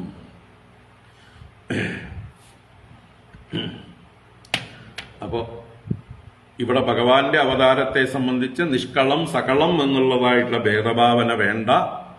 രണ്ടും ഒന്ന് തന്നെയാണ്. സകളം തന്നെ ഭഗവാന്റെ അവതാരത്തിൽ നിഷ്കളം, നിഷ്കളം തന്നെ സകളം. ഓക്കെ. അപ്പോ സത്വം വിശുദ്ധം ശ്രയതേ ഭവാൻ സ്ഥിതൗ ശരീരിണാം ശ്രേയ ഉപായനം വപു വേദക്രിയായോഗതപസ്സമാധിഭിഃ തവാർഹണം യേന ജനഃ സമീഹതേ. സത്വം ന ചേദ്ധാദർ ഇദം നിജം ഭവേത് വിജ്ഞാനമജ്ഞാനഭിതാപമാർജനം ഗുണപ്രകാശൈരനുമീയത്തെ ഭവാൻ പ്രകാശത്തെ യസ്യ ച യേന വാ ഗുണഃ. സത്വം ന ചേദ്ധാദരിതം നിജം ഭവേത് വിജ്ഞാനമജ്ഞാനഭിതാപമാർജനം ഗുണപ്രകാശൈരനുമീയത്തെ ഭവാൻ പ്രകാശത്തെ യസ്യ ച യേന വാ ഗുണഃ. ഭഗവാനെ സംബോധന ചെയ്യുന്നുണ്ട്. ദാദഃ സത്വം ന ചേത് ദാദഃ. ദാദഃ എന്നുള്ളത് സംബോധനയാണ്. ഹേ ദാതാവേ. ആരാ വിളിക്കുന്നത്? നമ്മളൊക്കെ ദാതാവ് എന്ന് ആരെയാ കരുതുന്നത്? ആ ദാതാവൊക്കെ നിന്നിട്ടാ വിളിക്കുന്നത്, അല്ലേ? ആരാ? ബ്രഹ്മദേവൻ സ്വയം ദാതാവാണ്. ഈ ലോകത്തെ തന്നിൽ ധരിക്കുന്നവൻ ആണ് ദാതാ. ധാര്യതേ ഇതി ദാത. എല്ലാറ്റിനെയും ധരിക്കുന്നവൻ, എല്ലാറ്റിനെയും സൃഷ്ടിക്കുന്നവൻ, എല്ലാറ്റിനെയും തന്റെ ഉള്ളിൽ ഗർഭത്തിൽ ധരിച്ചിരിക്കുന്നത് പോലെ ധരിച്ചിരിക്കുന്നവൻ. അപ്പൊ ഇവിടെ ഭഗവാനെ ഹേ ദാദാ എന്നാ വിളിക്കുന്നത്, സംബോധന. അല്ലയോ ദാദാ, ഇതം നിജം സത്വം ന ചേത്. ഇതം എന്ന് പറഞ്ഞാൽ ഇതം വപുഹു, അങ്ങെടുക്കുന്ന അവതാരമൂർത്തി നിജം, അങ്ങയെ സംബന്ധിച്ചതായിട്ടുള്ള ഈ മൂർത്തി സത്വം ന ചേത്, അത് സത്വഗുണപ്രധാനമല്ലെങ്കിൽ, അത് പരിപൂർണ സത്വമല്ലെങ്കിൽ, അജ്ഞാന വിതാപമാർജനം വിജ്ഞാനം ന ഭവേത്. അത് സത്വം, അത് പൂർണ്ണ സത്വമല്ല എങ്കിൽ അജ്ഞാന വിതാപമാർജനം വിജ്ഞാനം ന ഭവേത്. അജ്ഞാന വിതാപമാർജനം, അജ്ഞാനം നിമിത്തമായിട്ടുള്ള ഭേദം, ഭേദഭാവനയെ അപമാർജനം ചെയ്യുക, നശിപ്പിക്കുക. അപ്പൊ അജ്ഞാനത്തെയും അതിന്റെ കാരണം, അതിൽ നിന്നുണ്ടാകുന്ന അതിന്റെ പ്രോഡക്റ്റ് ആയിരിക്കുന്ന ഭേദഭാവനയും, അജ്ഞാനം മൂലകാരണം, അതിന്റെ ബൈ പ്രോഡക്റ്റാണ് ഭേദബുദ്ധി. ഒന്നായ നിന്നയിഹ രണ്ടെന്നു കണ്ടളവ് ഉണ്ടായ ഇന്ദ്രൻ. ഒന്നിനെ രണ്ടെന്ന് കാണുന്ന ഭേദബുദ്ധിയാണ് ഇവിടെ ബിദാ എന്ന് പറഞ്ഞത്. അജ്ഞാന ബിദാ അപമാർജനം, അതിനെ നശിപ്പിക്കുന്നത്, അപമാർജനം ചെയ്യുക, ശുദ്ധീകരിക്കുക, തള്ളിക്കളയുക, നശിപ്പിക്കുക എന്നൊക്കെ അർത്ഥം. അപ്പൊ അങ്ങനെ അജ്ഞാനത്തെയും ഭേദഭാവനയെയും നശിപ്പിക്കുന്ന വിജ്ഞാനം ന ഭവേത്. വിജ്ഞാനം ശരിയായ ജ്ഞാനം, അപരോക്ഷ ജ്ഞാനം എന്ന് പറയും. അത് എന്താ പറയുക, പ്രത്യക്ഷമോ പരോക്ഷമോ അല്ല, അപരോക്ഷജ്ഞാനം. പ്രത്യക്ഷം നമ്മൾ ഇന്ദ്രിയങ്ങളെ കൊണ്ട് കാണുന്നതൊക്കെ പ്രത്യക്ഷജ്ഞാനം. പരോക്ഷം എന്ന് പറഞ്ഞാൽ മറ്റൊരാൾ കണ്ടു പറഞ്ഞതോ നമ്മൾ അനുമാനിക്കുന്നതോ പരോക്ഷം. മറ്റൊരാളുടെ കണ്ണുകൊണ്ട് കാണുന്നതിനാണ് പരോക്ഷം എന്ന് പറയുന്നത്. പരസ്യ അക്ഷേണ, പരന്റെ അക്ഷം കൊണ്ട് കാണുന്നത് പരോക്ഷം. വേറൊരാൾ കണ്ടിട്ട് നമ്മളോട് പറഞ്ഞു, നമുക്ക് അനുഭവമില്ല, നമ്മൾ കണ്ടിട്ടില്ല, കേട്ടറിവേ ഉള്ളൂ, അതാണ് പരോക്ഷം. അതുപോലെ അനുമാനവും നമ്മൾക്ക് പരോക്ഷമാണ്. നമ്മൾ പ്രത്യക്ഷമായി പുക കാണുന്നു, തീയനെ കണ്ടിട്ടില്ല, പക്ഷെ നമ്മൾ അനുമാനിക്കുന്നു അവിടെ തീയുണ്ട് എന്ന്. ഇപ്പൊ ഉറപ്പായിട്ടൊന്നുമില്ല, അത് തീയിന്റെ പുക തന്നെയാണോ എന്നുള്ളത് അടുത്ത് ചെന്നാലേ അറിയുള്ളൂ, ഉറപ്പിക്കാൻ പറ്റുള്ളൂ. വേറെ പലതിൽ നിന്നും പുകയുണ്ടാവാം എന്നിപ്പോ നമുക്കറിയാം. മഞ്ഞും പുക പോലെ തന്നെയാണ്. അപ്പൊ അത് പുക തന്നെയാണോ എന്ന് ഗ്യാരണ്ടി ഒന്നുമില്ല, ചെന്നുറപ്പിക്കണം. പല കെമിക്കൽസിൽ നിന്നും പുക വരാം അല്ലേ. നമ്മുടെ ഇവിടെയൊക്കെ ഹിമാലയത്തിലൊക്കെ പോകുമ്പോൾ തപ്ത കുണ്ടുകൾ ധാരാളം ഉണ്ട്. ബദരീനാഥിലൊക്കെ പോയാൽ ഉണ്ടല്ലോ, കേദാർനാഥിലേക്കും മറ്റൊക്കെ പോകുന്ന വഴിയിലൊക്കെ പല ഭാഗത്തും ഈ തപ്ത കുണ്ടുകളുണ്ട്. അപ്പൊ അവിടെയുള്ള വെള്ളം നല്ല ചൂടുള്ള വെള്ളമാണ്. അപ്പൊ ആ വെള്ളത്തിൽ നിന്ന് പുക മുകളിലേക്ക് പൊങ്ങുന്നത് ദൂരത്തുനിന്നേ കാണാം. അപ്പൊ അവിടെ തീയുണ്ട് എന്നാണോ? പുകയാണ്. പുകയുള്ളിടത്തൊക്കെ തീയൊന്നുമില്ല, വെള്ളം ചൂടുണ്ട്. അതിൽ നിന്ന് അന്തരീക്ഷത്തിലുണ്ടാകുന്ന വ്യത്യാസം കൊണ്ട് ആ പുക പോലെ കാണുന്നു. അവിടെ തണുപ്പ് കൂടുതലായതുകൊണ്ട് കൂടുതൽ പുക കാണും. നല്ല വെയിലുള്ള സ്ഥലമാണെങ്കിൽ അത്ര പുക കാണില്ല. അപ്പൊ അവിടുത്തെ അന്തരീക്ഷത്തിലെ വായു വളരെയധികം തണുത്തിരിക്കുകയാണ്. ആ തണുത്ത വായുവിനെ ഈ ചൂടുള്ള വായു ഭേദിക്കുമ്പോഴാണ് അവിടെ നടക്കുന്നതായിട്ടുള്ള പ്രവർത്തനം കാരണം പുക കാണുന്നത്. നമ്മൾ അന്തരീക്ഷ ഊഷ്മാവും ഈ വെള്ളത്തിന്റെ ഊഷ്മാവും ഒന്ന് തന്നെയാണെങ്കിൽ പുക കാണില്ല.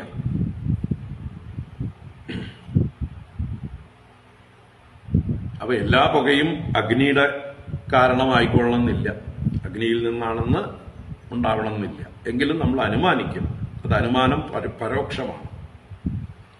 ഏത് കാര്യത്തിലും അനുമാനം എന്നുള്ളത് പരോക്ഷമാണ്. അത് നമുക്ക് പ്രത്യക്ഷമാകുമ്പോഴേ അത് പ്രമാണമാകുന്നുള്ളൂ.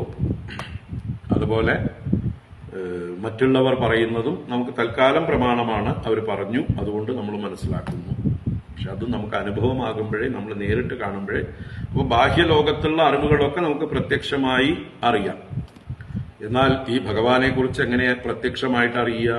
അതുകൊണ്ട് അതിനെ പറഞ്ഞു, ന പ്രത്യക്ഷം ന പരോക്ഷം അപരോക്ഷം. അതാണ് വിജ്ഞാനം വിടുന്നത്. ഭഗവാന്റെ തത്വം അറിയുന്നത് അപരോക്ഷമായിട്ടാണ്. അത് പ്രത്യക്ഷവുമല്ല പരോക്ഷവുമല്ല, അനുമാനജ്ഞാനവുമല്ല. അനുമാനം എന്നുള്ളത് ആദ്യത്തെ ഒരു സ്റ്റേജാണ്. നമ്മളിപ്പോ ഈ പ്രപഞ്ചത്തെ കാണുമ്പോൾ ഇതിനൊരു കാരണമുണ്ടാകും, കാരണമില്ലാതെ കാര്യമില്ല എന്ന് ഊഹിക്കുന്നത് അനുമാനമാണ്. അങ്ങനെ ഒരു ഈശ്വരനുണ്ട്, ഇതിന്റെ നിയന്താവായിട്ടൊരു ഈശ്വരനുണ്ട്, തീർച്ചയായിട്ടും ഇതിന് നിർമ്മാതാവായിട്ടൊരു കാരണമുണ്ട്, ഈശ്വരനുണ്ട് എന്നൊക്കെ നമ്മൾ ഇപ്പോ ഇങ്ങനെ വിചാരിക്കുന്നത് എന്താണ്? അനുമാനമാണ്. ആ അനുമാനം ചിലപ്പോൾ ചോദ്യം ചെയ്യപ്പെടാം, ചിലപ്പോൾ ലംഘിക്കപ്പെടാം, എന്നുവെച്ചാൽ അത് എന്താ പറയുക, നിഷേധിക്കപ്പെടാം. അപ്പൊ അത് എപ്പോഴാണ് നമുക്ക് ബോധ്യമാവുക? അത് അപരോക്ഷ ജ്ഞാനം കൊണ്ടാണ് ബോധ്യം വരിക. ഈശ്വരനെ സംബന്ധിച്ചിട്ടുള്ള ജ്ഞാനത്തിന് അപരോക്ഷ ജ്ഞാനം എന്നാ പറയുക. Immediate knowledge. അത് അവനവന്റെ തന്നെ സ്വരൂപമായി അറിയുന്നതാണ് അപരോക്ഷ ജ്ഞാനം, അല്ലാതെ പുറത്തറിയുന്നതല്ല. അവനവന്റെ സ്വരൂപത്തെ, ആത്മാവിനെ, എന്താണ് ആത്മാ എന്നുള്ള അതിന്റെ സ്വരൂപത്തെ സാക്ഷാത്കരിക്കുന്നതിനെ തന്നെയാണ് അപരോക്ഷ ജ്ഞാനം എന്ന് പറയുന്നത്. അതാണ് വിജ്ഞാനം. അപ്പൊ ആ വിജ്ഞാനം ഈ ഉപാസനയിലൂടെ ഉണ്ടാവും. ഭേദഭാവനകളൊക്കെ നശിച്ച് നമ്മുടെ എന്താ പറയുക, ഭക്തി കൊണ്ട് നമ്മുടെ നല്ല ഗുണങ്ങൾ നമ്മൾ ആർജിച്ച്, വിനയം മുതലായിട്ടുള്ള ഗുണങ്ങൾ ആർജിച്ച്, അഹങ്കാരാദി ദോഷങ്ങൾ നീങ്ങിക്കഴിയുമ്പോൾ ഭഗവാനും ഞാനും ഒന്നാണെന്നുള്ളതായിട്ടുള്ള അറിവിലേക്ക് നമ്മൾ എത്തിച്ചേരും. അതാണ് പരിപൂർണമായിട്ടുള്ള അവസാനത്തെ സ്റ്റേജ്, സമർപ്പണം. അർച്ചനം, വന്ദനം, ദാസ്യം, സഖ്യം, ആത്മനിവേദനം. ആത്മനിവേദനം, തന്നെ തന്നെ ആ ഭഗവത് സത്തയുമായിട്ട് ഒന്നിച്ച് ലയിപ്പിക്കുക, താൻ ഇല്ലാതാവുക.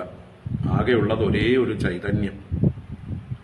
അപ്പൊ അതിനെയാണ് അവിടെ വിജ്ഞാനം എന്ന് പറഞ്ഞത്. ആ വിജ്ഞാനം ഉണ്ടാവുന്നുണ്ട്, ഭക്തന്മാർക്ക് ഉണ്ടാവുന്നുണ്ട്. ഭക്തിയിലൂടെ, ഹൃദയശുദ്ധിയിലൂടെ, സമർപ്പണത്തിലൂടെ. മറ്റവർക്ക് എന്താ പറയുക, നിർഗുണ നിരാകാര ഉപാസകന്മാർക്ക് ഈ സമർപ്പണമില്ല. അതുകൊണ്ട് തന്നെ അവരുടെ ഭേദഭാവന പെട്ടെന്നൊന്നും പോവില്ല. ഈ ഭേദഭാവന പോകാനുള്ള എളുപ്പ വഴിയാണ് സർവാത്മഭാവത്തിലേക്ക്, അല്ലെ? ഞാനെന്ന ഭാവമത് തോന്നായിക വേണമിഹ, തോന്നുന്നതാകിൽ അഖിലം ഞാനിതെന്ന വഴി തോന്നേണമേ. അതിന് സർവാത്മാവായ ഭഗവാനെ, വിഷ്ണുവിനെ ഉപാസിക്കുന്നതാണ് എളുപ്പം. ഭഗവാനിലേക്ക് നമ്മുടെ അസ്തിത്വത്തെ അങ്ങോട്ട് ചേർത്ത് വെക്കുക. നമുക്ക് ഇൻഡിപെൻഡന്റ് ആയിട്ടൊരു അസ്തിത്വം ഇല്ല എന്ന് അറിയുക, നിരന്തരമായ വിചാരം കൊണ്ട്. അപ്പൊ അതാണ് ഇവിടെ അജ്ഞാന വിതാപമാർജനം വിജ്ഞാനം ന ഭവേത്. അപ്പൊ ഇത് സത്വഗുണപ്രധാനമായിട്ടുള്ളതല്ലെങ്കിൽ അങ്ങനെ ഹൃദയശുദ്ധി ഉണ്ടാവുകയില്ല, ഈ വിജ്ഞാനം നമുക്കുണ്ടാവുകയും ഇല്ല. ഗുണപ്രകാശൈഹി ഭവാൻ അനുമീയത്തെ. ബാക്കി നമ്മൾ ഈ ഗുണപ്രകാശങ്ങളെ കൊണ്ടൊക്കെ ഭഗവാനെ കുറിച്ച് അനുമാനമാണ് ഉണ്ടാകുന്നത്. അനുമീയത്തെ, അനുമാനിക്കപ്പെടുന്നു. ഈ കാര്യത്തിൽ നിന്ന് കാരണങ്ങളെ നമ്മൾ അനുമാനിക്കുന്നു എന്ന് താല്പര്യം. യസ്യ ഗുണഃ യേന വാ പ്രകാശത്തെ. വാസ്തവത്തിൽ ഈ ഗുണങ്ങളെല്ലാം തന്നെ ഏനവ, ഏതൊരുവനാലാണ് പ്രകാശിപ്പിക്കപ്പെടുന്നത്, അവനെയാണ് അറിയേണ്ടത്. അവനെ വേണ്ട രീതിയിൽ അറിയണം. അതിനെയാണ് വിജ്ഞാനം, അപരോക്ഷജ്ഞാനം എന്നൊക്കെ പറയുന്നത്. മറ്റത് അനുമാനം. ഈ കാണപ്പെടുന്നതിന്റെ വെളിച്ചത്തിൽ ഇതിനൊരു കാരണമുണ്ട് എന്ന് അനുമീയത്തെ, അനുമാനിക്കപ്പെടുന്നു. ഗുണപ്രകാശൈഹി ഭവാൻ അനുമീയത്തെ യസ്യ ഗുണഃ യേന വാ പ്രകാശത്തെ.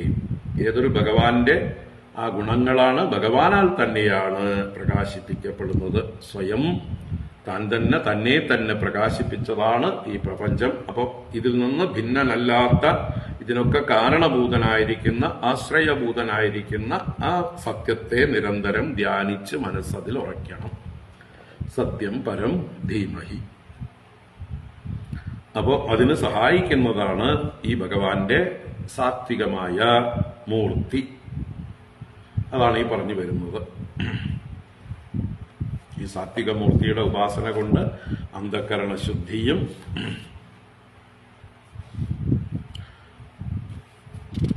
ആത്മജ്ഞാനവും പ്രകാശിക്കുന്നു.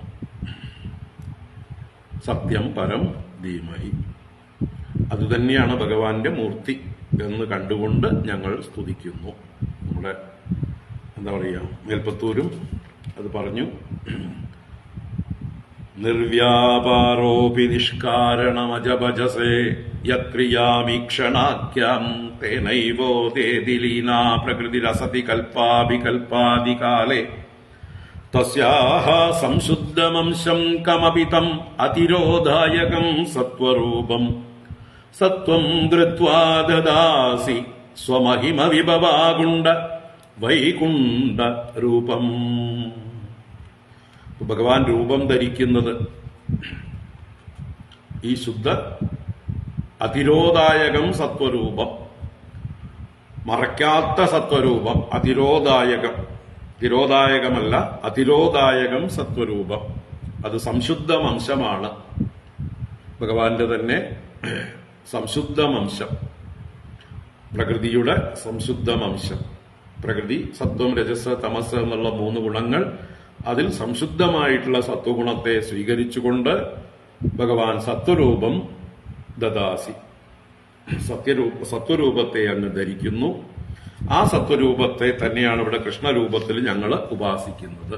അതാണ് അടുത്ത ശ്ലോകത്തിൽ പറയുന്നത്. മേൽപ്പത്തൂര് തത്തേ പ്രത്യഗ്രധാരാധര ലളിത കളായാവലീ കേളികാരം ലാവണ്യസൈകസാരം സുഹൃതി ജനദൃശാം പൂർണ്ണ പുണ്യാവതാരം ലക്ഷ്മീ നിശങ്ക ലീലാനിലയനം അമൃതസ്യന്ത സന്തോഹം അന്തസ്യഞ്ചത് സഞ്ചിന്തകാനാം വപുരനുകലയേ. അങ്ങയുടെ ആ വപുസ്സിനെ, അനുകലയേ ധീമഹി. അങ്ങയുടെ ആ സ്വരൂപത്തെയാണ് ഞങ്ങൾ ധ്യാനിക്കുന്നത്. ചിന്തിക്കുന്നവരുടെ ഉള്ളില് ആനന്ദത്തെ പ്രവഹിപ്പിക്കുന്ന, അമൃതത്തെ പ്രവഹിപ്പിക്കുന്നതായിട്ടുള്ള ലക്ഷ്മി വിഹാരരംഗമായിരിക്കുന്ന അങ്ങയുടെ ലാവണ്യമൂർത്തിയായിരിക്കുന്ന സുഹൃത് ജനങ്ങൾക്ക്, അവരുടെ ദൃഷ്ടികൾക്ക് പൂർണ്ണ പുണ്യാവതാരമായിരിക്കുന്ന അല്ലെ ആ പുതിയ മേഘം പോലെയുള്ളതായിട്ടുള്ള വർണ്ണത്തോടു കൂടിയതായിട്ടുള്ള അങ്ങയുടെ ആ സാകാര രൂപത്തെ അത് ശുദ്ധ സത്വം തന്നെ എന്നറിഞ്ഞുകൊണ്ട് ഞങ്ങൾ അനുകലയേ സത്യം പരം ധീമഹി. ഗുരുവായൂരപ്പ, ആ കൃഷ്ണരൂപം പരമസത്യം തന്നെ എന്ന് ഞങ്ങൾ ധ്യാനിക്കുന്നു. അപ്പൊ വ്യത്യാസമില്ലാതെ കാണുകയാണ്. പരബ്രഹ്മതത്വം തന്നെയാണ് കൃഷ്ണമൂർത്തി.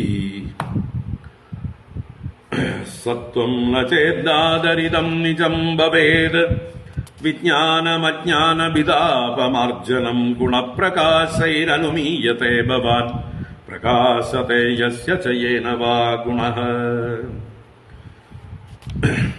ഭഗവാൻ തന്നെയാണ് തന്നിൽ നിന്ന് ഭിന്നമല്ലാതെ ഈ പ്രപഞ്ചത്തെ പ്രകാശിപ്പിച്ചുകൊണ്ട് നിൽക്കുന്നത്. ഭഗവാൻ അതിൽ നിന്ന് ശുദ്ധ സത്വാത്മകമായ മൂർത്തിയെ ധരിക്കുന്നു. ആ മൂർത്തിയെ ഉപാസിച്ചാൽ ഭഗവാന്റെ ആ സ്വരൂപം നമുക്ക് വിജ്ഞാനമായി തീരും. നാമരൂപേ ഗുണജന്മകർമ്മഭിഃ നിരൂപിതവ്യേ തവ തസ്യ സാക്ഷിണഃ മനോവചോഭ്യാമനുമേയവത്മനോ ദേവക്രിയായാം പ്രതിയന്ത്യദാഭിഃ. നാമരൂപേ ഗുണജന്മകർമ്മഭിഃ നിരൂപിതവ്യേ തവ തസ്യ സാക്ഷിണഃ മനോവചോഭ്യാം അനുമേയവത്മനോ ദേവക്രിയായാം പ്രതിയന്ത്യദാഭിഃ.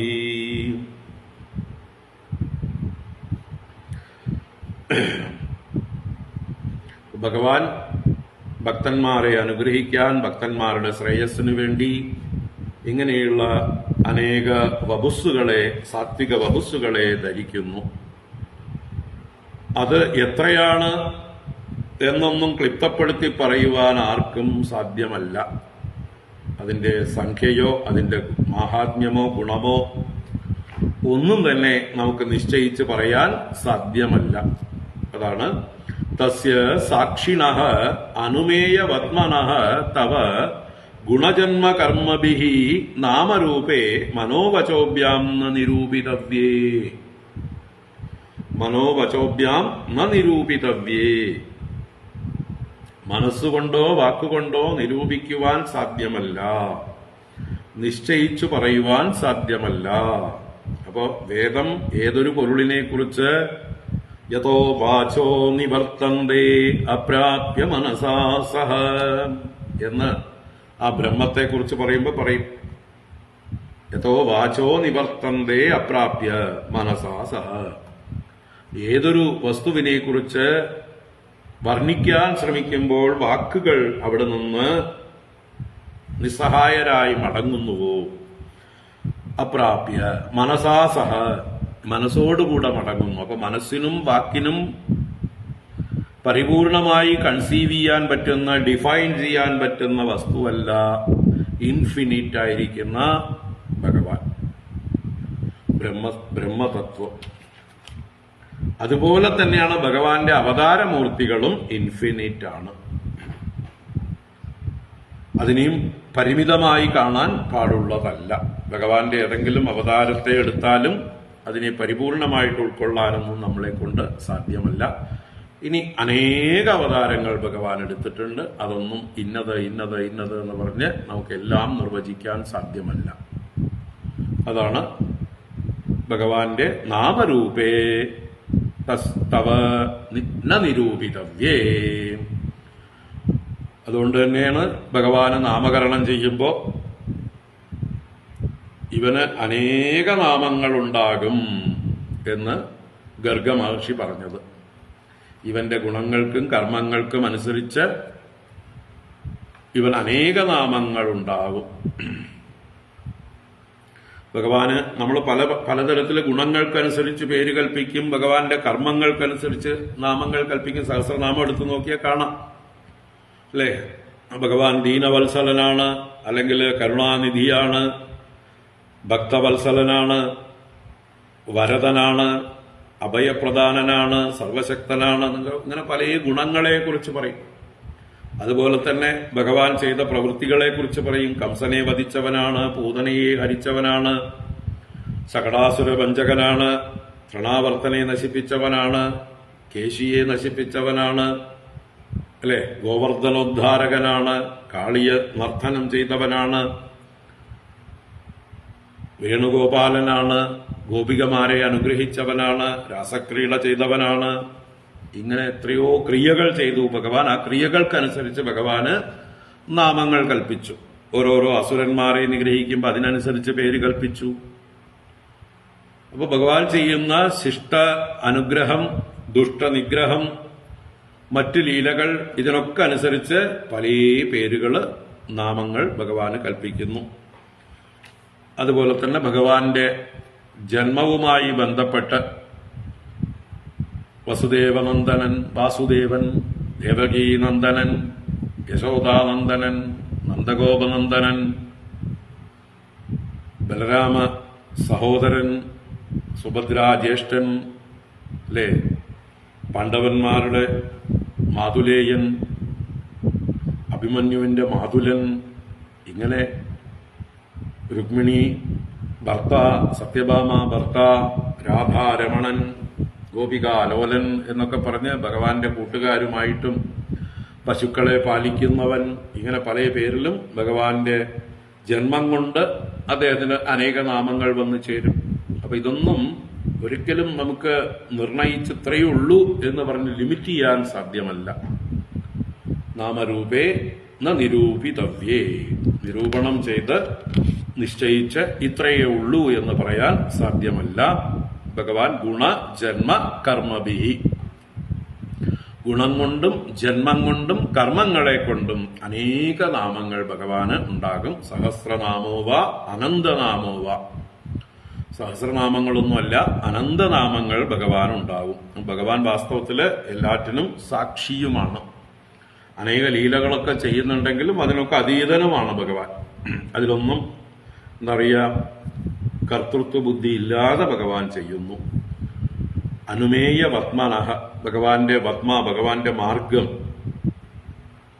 അനുമേയമാണ്, അനുമാനിക്കാൻ യോഗ്യമായിട്ടുള്ളതാണ്. അങ്ങനെയുള്ള ഗുണജന്മകർമ്മഭിഹി തവ നാമരൂപേ മനോവചോഭ്യാം ന നിരൂപിതവ്യേ, മനസ്സുകൊണ്ടോ വാക്കുകൊണ്ടോ നിശ്ചയിച്ച് പറയാൻ സാധ്യമല്ല. ഹേ ദേവ അതാപി ക്രിയായാം പ്രതിയന്തി, എങ്കിലും ക്രിയകളിൽ പ്രതിയന്തി പ്രാപിക്കുന്നു, അല്ലെങ്കിൽ അറിയുന്നു. ഇത് പ്രസിദ്ധമായിരിക്കുന്നു. അപ്പോ അങ്ങയെ പൂജിക്കുന്ന പൂജകൾ, സ്തോത്രങ്ങൾ, നമസ്കാരാദികൾ, അങ്ങനെയുള്ള ക്രിയയിലൂടെ അങ്ങയെ ഭജിക്കുന്ന ഭക്തന്മാര് അങ്ങയുടെ അനുഗ്രഹ മാഹാത്മ്യം കൊണ്ട് അങ്ങയെ അനുഭവിച്ചറിയുന്നു എന്ന് താല്പര്യം. അങ്ങയുടെ പല പേരുകള് അവര് കീർത്തനങ്ങളിലൂടെ പാടി, സ്തോത്രങ്ങളിലൂടെ സ്തുതിച്ച്, പൂജകളിലൊക്കെ ഉപയോഗിച്ച്, നാമങ്ങളായിട്ട് അർച്ചനകൾ ചെയ്ത്, അതിനെക്കുറിച്ച് വിചാരം ചെയ്ത് ധ്യാനം ചെയ്ത് ആ വാക്കുകളുടെ അർത്ഥം അറിഞ്ഞുകൊണ്ട് ഭക്തി വർദ്ധിക്കുമ്പോൾ ആ ഭക്തി കൊണ്ട് ഭഗവാനെ അറിയാം.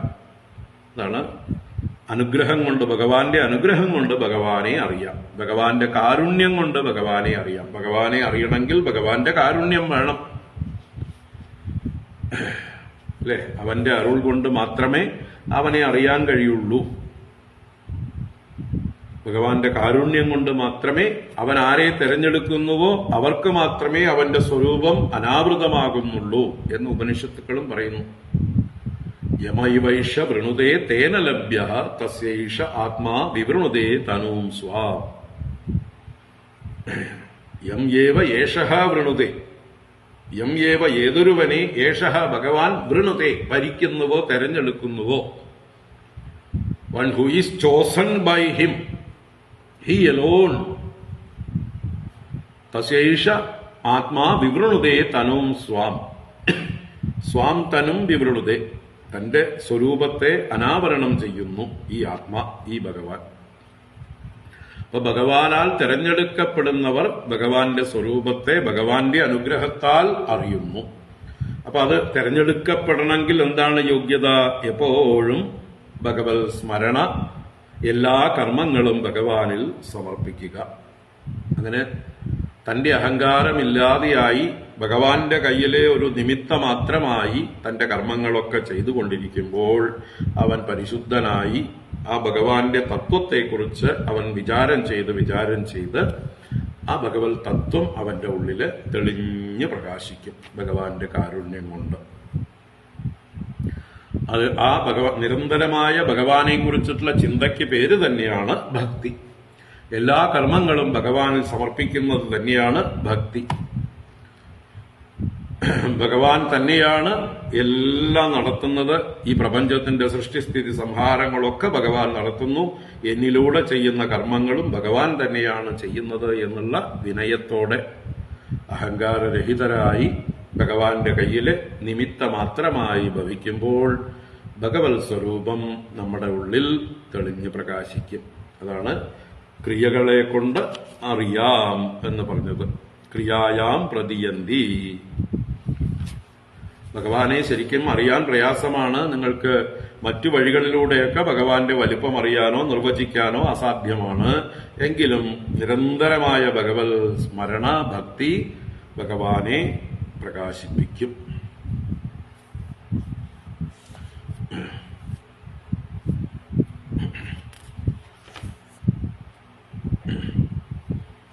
അപ്പൊ അതിനുള്ള വഴി എന്താണ്? നിരന്തരമായ ഭഗവത് സ്മരണയ്ക്കുള്ള വഴികളാണ് അടുത്ത് പറഞ്ഞു തരുന്നത്.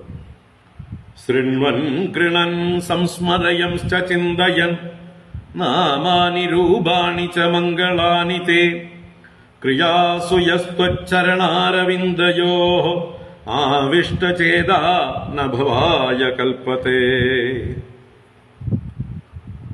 ശൃണ്വൻ ഗൃണൻ സംസ്മരയംശ്ച ചിന്തയൻ നാമാനി രൂപാണി ച മംഗളാനി തേ ക്രിയാസു യസ്ത്വച്ചരണാരവിന്ദയോഃ ആവിഷ്ടചേതാ ന ഭവായ കൽപ്പതേ. ഇപ്പൊ ഭഗവാന്റെ തത്വം അറിയണമെങ്കിൽ ഭക്തി തന്നെയാണ് മാർഗം എന്ന് ഗീതയിലൊക്കെ ഭഗവാൻ പ്രഖ്യാപിച്ചിട്ടുണ്ട്. ഭക്ത്യാ മാമഭിജാനാതി യാവാൻ യശ്ചാസ്മി തത്വതഃ. അഹം യാവാൻ യഹ ച, ഞാൻ എത്രത്തോളം വലിയവനാണ്, ഞാൻ ആരാണ് എന്നൊക്കെ തത്വതഃ അഭിജാനാതി, അതിനെ പരമാർത്ഥമായിട്ട് അറിയുന്നു. എങ്ങനെ? ഭക്ത്യാ. ഭക്ത്യാ മാമഭിജാനാതി യാവാൻ യശ്ചാസ്മി തത്വതഃ ഭക്ത്യാഹമേകയാ ഗ്രാഹ്യഃ എന്ന് ഭാഗവതത്തിൽ പല പ്രാവശ്യം ഭഗവാൻ പറയുന്നുണ്ട്. ഏകയാ ഭക്ത്യാ, ഭക്തി ഒന്നുകൊണ്ട് മാത്രമാണ് അഹം ഗ്രാഹ്യഃ, ഞാൻ പിടികൊടുക്കുന്നത്. അല്ലാതെ ജ്ഞാനം പ്രകടിപ്പിക്കുന്ന അഭിമാനികളായിട്ടുള്ള ആളുകൾക്ക് ഞാൻ എന്നെ പിടികൊടുക്കില്ല. ഭക്തിക്ക് ഞാൻ പിടികൊടുക്കുന്നു. യശോദയ്ക്ക് അല്ലെ ആ ഉലൂകല ബന്ധനം ചെയ്യാൻ ഞാൻ പിടികൊടുത്തത് എപ്പോഴാ? യശോദയുടെ എല്ലാ അഭിമാനവും അഹങ്കാരവും പോയി വിനയം വന്നപ്പോൾ, ദീനയായപ്പോൾ ഞാൻ പിടികൊടുത്തു. ഇതുപോലെ ഭക്തന്മാർക്ക് മാത്രം എന്നെ പിടികൂടാം.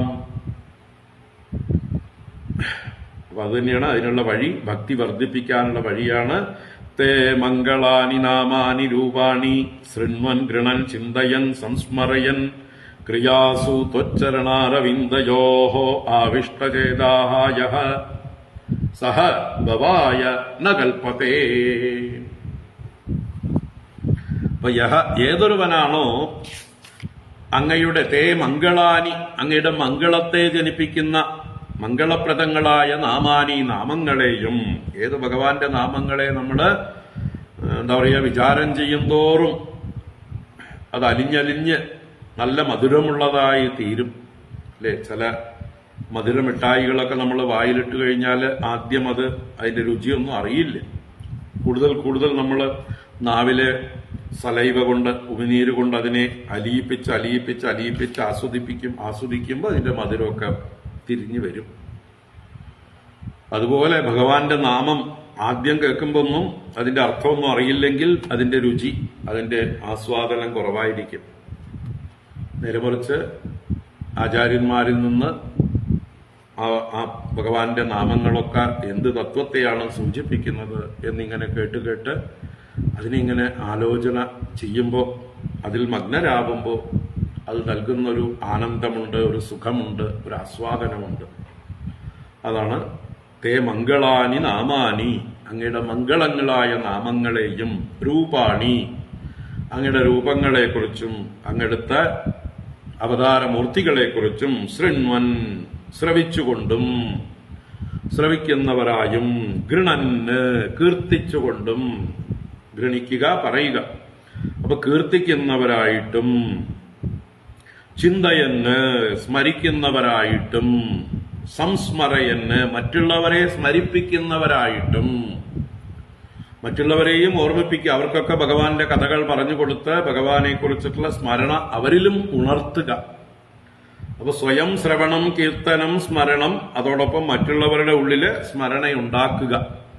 സംസ്മരയൻ, ഇങ്ങനെയും ക്രിയാസു, ഏതേത് ക്രിയകൾ ചെയ്യുന്നുവോ, എന്തെന്ത് കർമ്മങ്ങൾ ചെയ്യുന്നുവോ അപ്പോഴൊക്കെ ത്വച്ചരണാരവിന്ദയോഹോ ആവിഷ്ടചേതാഃ, ഭഗവാന്റെ പാദാരവിന്ദങ്ങളിൽ ചേതസ്സിനെ ആവേശിപ്പിച്ചിട്ട് ഉറപ്പിച്ചിട്ട്, ആവിഷ്ടചേതാഃ, അങ്ങനെയുള്ള ഒരുവൻ ഭവായ ന കൽപ്പതേ, അവൻ പിന്നീട് സംസാര ദുഃഖങ്ങൾ അനുഭവിക്കുവാൻ യോഗ്യനായി ഭവിക്കുകയില്ല. അവൻ സംസാരത്തിൽ നിന്ന് മുക്തനായിത്തീരുന്നു. അപ്പൊ ഭഗവാന്റെ മനോഹരങ്ങളായ കഥകൾ, ആസ്വാദ്യകരങ്ങളായ ഭഗവാന്റെ നാമങ്ങൾ, ഭഗവാന്റെ രൂപധ്യാനം, ഇതൊക്കെ ശ്രവണം, കീർത്തനം, സ്മരണം, മറ്റുള്ളവരെ സ്മരിപ്പിക്കൽ, ഇതെല്ലാം കൊണ്ടും നമ്മൾ ചെയ്യുന്ന കർമ്മങ്ങളിലൊക്കെ ഭഗവാന്റെ പാദസ്മരണയോടുകൂടി എല്ലാം ഭഗവാന് സമർപ്പിച്ചുകൊണ്ട് ചെയ്യുമ്പോൾ മനസ്സ് ഭഗവാനിൽ ഉറച്ചു പോകും. മനസ്സ് ഭഗവത് ആകാരമായി തീരും. അങ്ങനെ നഭവായ കൽപ്പത്തെ, പിന്നെ അവൻ സംസാരത്തിന് ഹേതുവായി തീരുന്നില്ല. അല്ലേ? മനയേവ മനുഷ്യാണാം കാരണം ബന്ധമോക്ഷയോ ചേതക്കല്വസ്യ ബന്ധായ മുക്തയേച ആത്മനോ മതം. ഈ മനസ്സെന്താവും, അത് നിരോധിക്കപ്പെടും. അതാണ് നിരോധമാണ് ഇവിടുത്തെ വിഷയം. അപ്പോ ഗുണേഷു സക്തം ബന്ധായ രഥം വാ പുംസി മുക്തയേ, വിഷയങ്ങളിൽ ആസക്തമാകുന്ന മനസ്സാണ് നമ്മുടെ എല്ലാ ദുഃഖങ്ങൾക്കും കാരണം, നമ്മുടെ ബന്ധന കാരണം, സംസാര ആവർത്തന കാരണം. രഥം വാ പുംസി, പുമാനിൽ ഈശ്വരനിൽ രമിക്കുന്ന മനസ്സ് മുക്തയേ, മുക്തിക്ക് ഹേതുവായി ഭവിക്കുന്നു. അപ്പൊ അവൻ പിന്നീട് സംസാരത്തെ പ്രാപിക്കുന്നില്ല. അപ്പൊ നിരന്തരമായ ഭഗവത് സ്മരണ നമ്മളെ മുക്തിയിലേക്ക് നയിക്കുന്നു, മോക്ഷത്തിലേക്ക് നയിക്കുന്നു, ഭക്തി മുക്തിയിലേക്ക് നയിക്കുന്നു എന്ന് താല്പര്യം. ജ്ഞാനം മാത്രമല്ലേ ഭക്തിക്ക് മോക്ഷത്തിന് കാരണം, ജ്ഞാനാദേവതു കൈവല്യം എന്നൊക്കെ ഉപനിഷത്തുകൾ പറഞ്ഞിട്ടുണ്ടല്ലോ എന്നാണെങ്കിൽ തീർച്ചയായിട്ടും ഈ ജ്ഞാനം ഉണ്ടാകുന്നത് ഭക്തി കൊണ്ടാണ്. ഭക്തി എന്നുള്ളത് ജ്ഞാനസാധനമാണ്. ഇനി ഭക്തി എന്നുള്ളത് ജ്ഞാനത്തിന്റെ പൂർണ്ണതയുമാണ്. ഭക്തിയും ജ്ഞാനവും പര്യായ ശബ്ദങ്ങളാണ് ഒരു തലത്തില്. ഭക്തിയുടെ ഉറച്ച ഭാവമാണ് ജ്ഞാനം, ജ്ഞാനത്തിന്റെ ഉറച്ച ഭാവമാണ് ആ ഉത്തമമായിട്ടുള്ള ഭക്തി, പുരുഷാർത്ഥ രൂപത്തിലുള്ളതായിട്ടുള്ള ഭക്തി. അത് മോക്ഷം തന്നെയാണ് ഭക്തി. അല്ലെ? മോക്ഷസാധന സാമഗ്രിയാം ഭക്തിരേവ ഗരീയസി. മോക്ഷസാധന സാമഗ്രികളിൽ ഭക്തി തന്നെയാണ് ഗൗരവമേറിയത്, ഗുരുത്വമേറിയത് എന്ന് വേദാന്ത ആചാര്യനായ അദ്വൈതാചാര്യനായ ആദിശങ്കര ഭഗവത്പാദർ തന്നെ സ്ഥാപിച്ചിട്ടുണ്ട്. മോക്ഷസാധന സാമഗ്രിയാം ഭക്തിരേവ ഗരീയസി. സ്വാത്മതത്വാനുസന്ധാനം ഭക്തിരിത്യപരേ ജഗു. സ്വാത്മതത്വത്തിന്റെ അനുസന്ധാനം തന്നെയാണ് ഭക്തി. അതിന് സാധിക്കണമെങ്കിൽ ഈ ഭക്തി, ഭഗവാനോടുള്ളതായിട്ടുള്ള ഭക്തി ഒപ്പുണ്ടാവണം. അപ്പൊ ഇങ്ങനെ നഭവായ കൽപ്പതേ. അപ്പൊ ഭഗവാന്റെ അവതാരം എന്തിനു വേണ്ടി? നമ്മൾക്ക് ഭഗവാന്റെ ആ ലീലകള് എപ്പോഴും കീർത്തിക്കാനും കേൾക്കാനും പറയാനും സ്മരിക്കാനും മറ്റുള്ളവർക്ക് പറഞ്ഞു കൊടുക്കാനും എപ്പോഴും നമ്മുടെ കർമ്മങ്ങളൊക്കെ ചെയ്യുമ്പോൾ ഭഗവാന്റെ ആ നാമങ്ങൾ ചിന്തിച്ചുകൊണ്ട് ഭഗവാന്റെ പാദങ്ങളിൽ സമർപ്പിക്കുന്നതായി ചെയ്യാനും. ശൃണ്വൻ ഗൃണൻ സംസ്മരയംശ്ച ചിന്തയൻ നാമാനി രൂപാണി ച മംഗളാനി തേ ക്രിയാസു യസ്ത്വച്ചരണാരവിന്ദയോഃ ആവിഷ്ടചേതാ നഭവായ കൽപ്പതേ.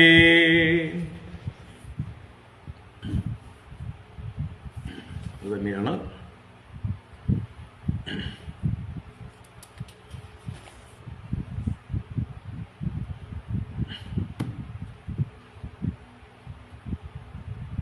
ആ ഭക്തിയുടെ മാഹാത്മ്യം. അതിനെ മേൽപ്പത്തൂര് രണ്ടാമത്തെ ദശകത്തിൽ വളരെ വിശദമായിട്ടാണ് വർണ്ണിച്ചിട്ടുള്ളത്. നമുക്ക് വൈകുന്നേരം കാണാം, 6:30 മണിക്ക് തുടരാം. ഓം. വൈകിട്ട് കാണാം ബാക്കിയുള്ളത്. ഓം കായേന വാചാ മനസേന്ദ്രിയൈർവാ ബുദ്ധ്യാത്മനാ വാ പ്രകൃതേ സ്വഭാവാത് കരോമി യദ്യത് സകലം പരസ്മൈ നാരായണായേതി സമർപ്പയാമി. ഓം ശാന്തി ശാന്തി ശാന്തി. ഹരി ഓം. ശ്രീ ഗുരുഭ്യോ നമഃ. ഹരി ഓം. നാരായണ. വൈകുന്നേരം 6:30 കാണാം.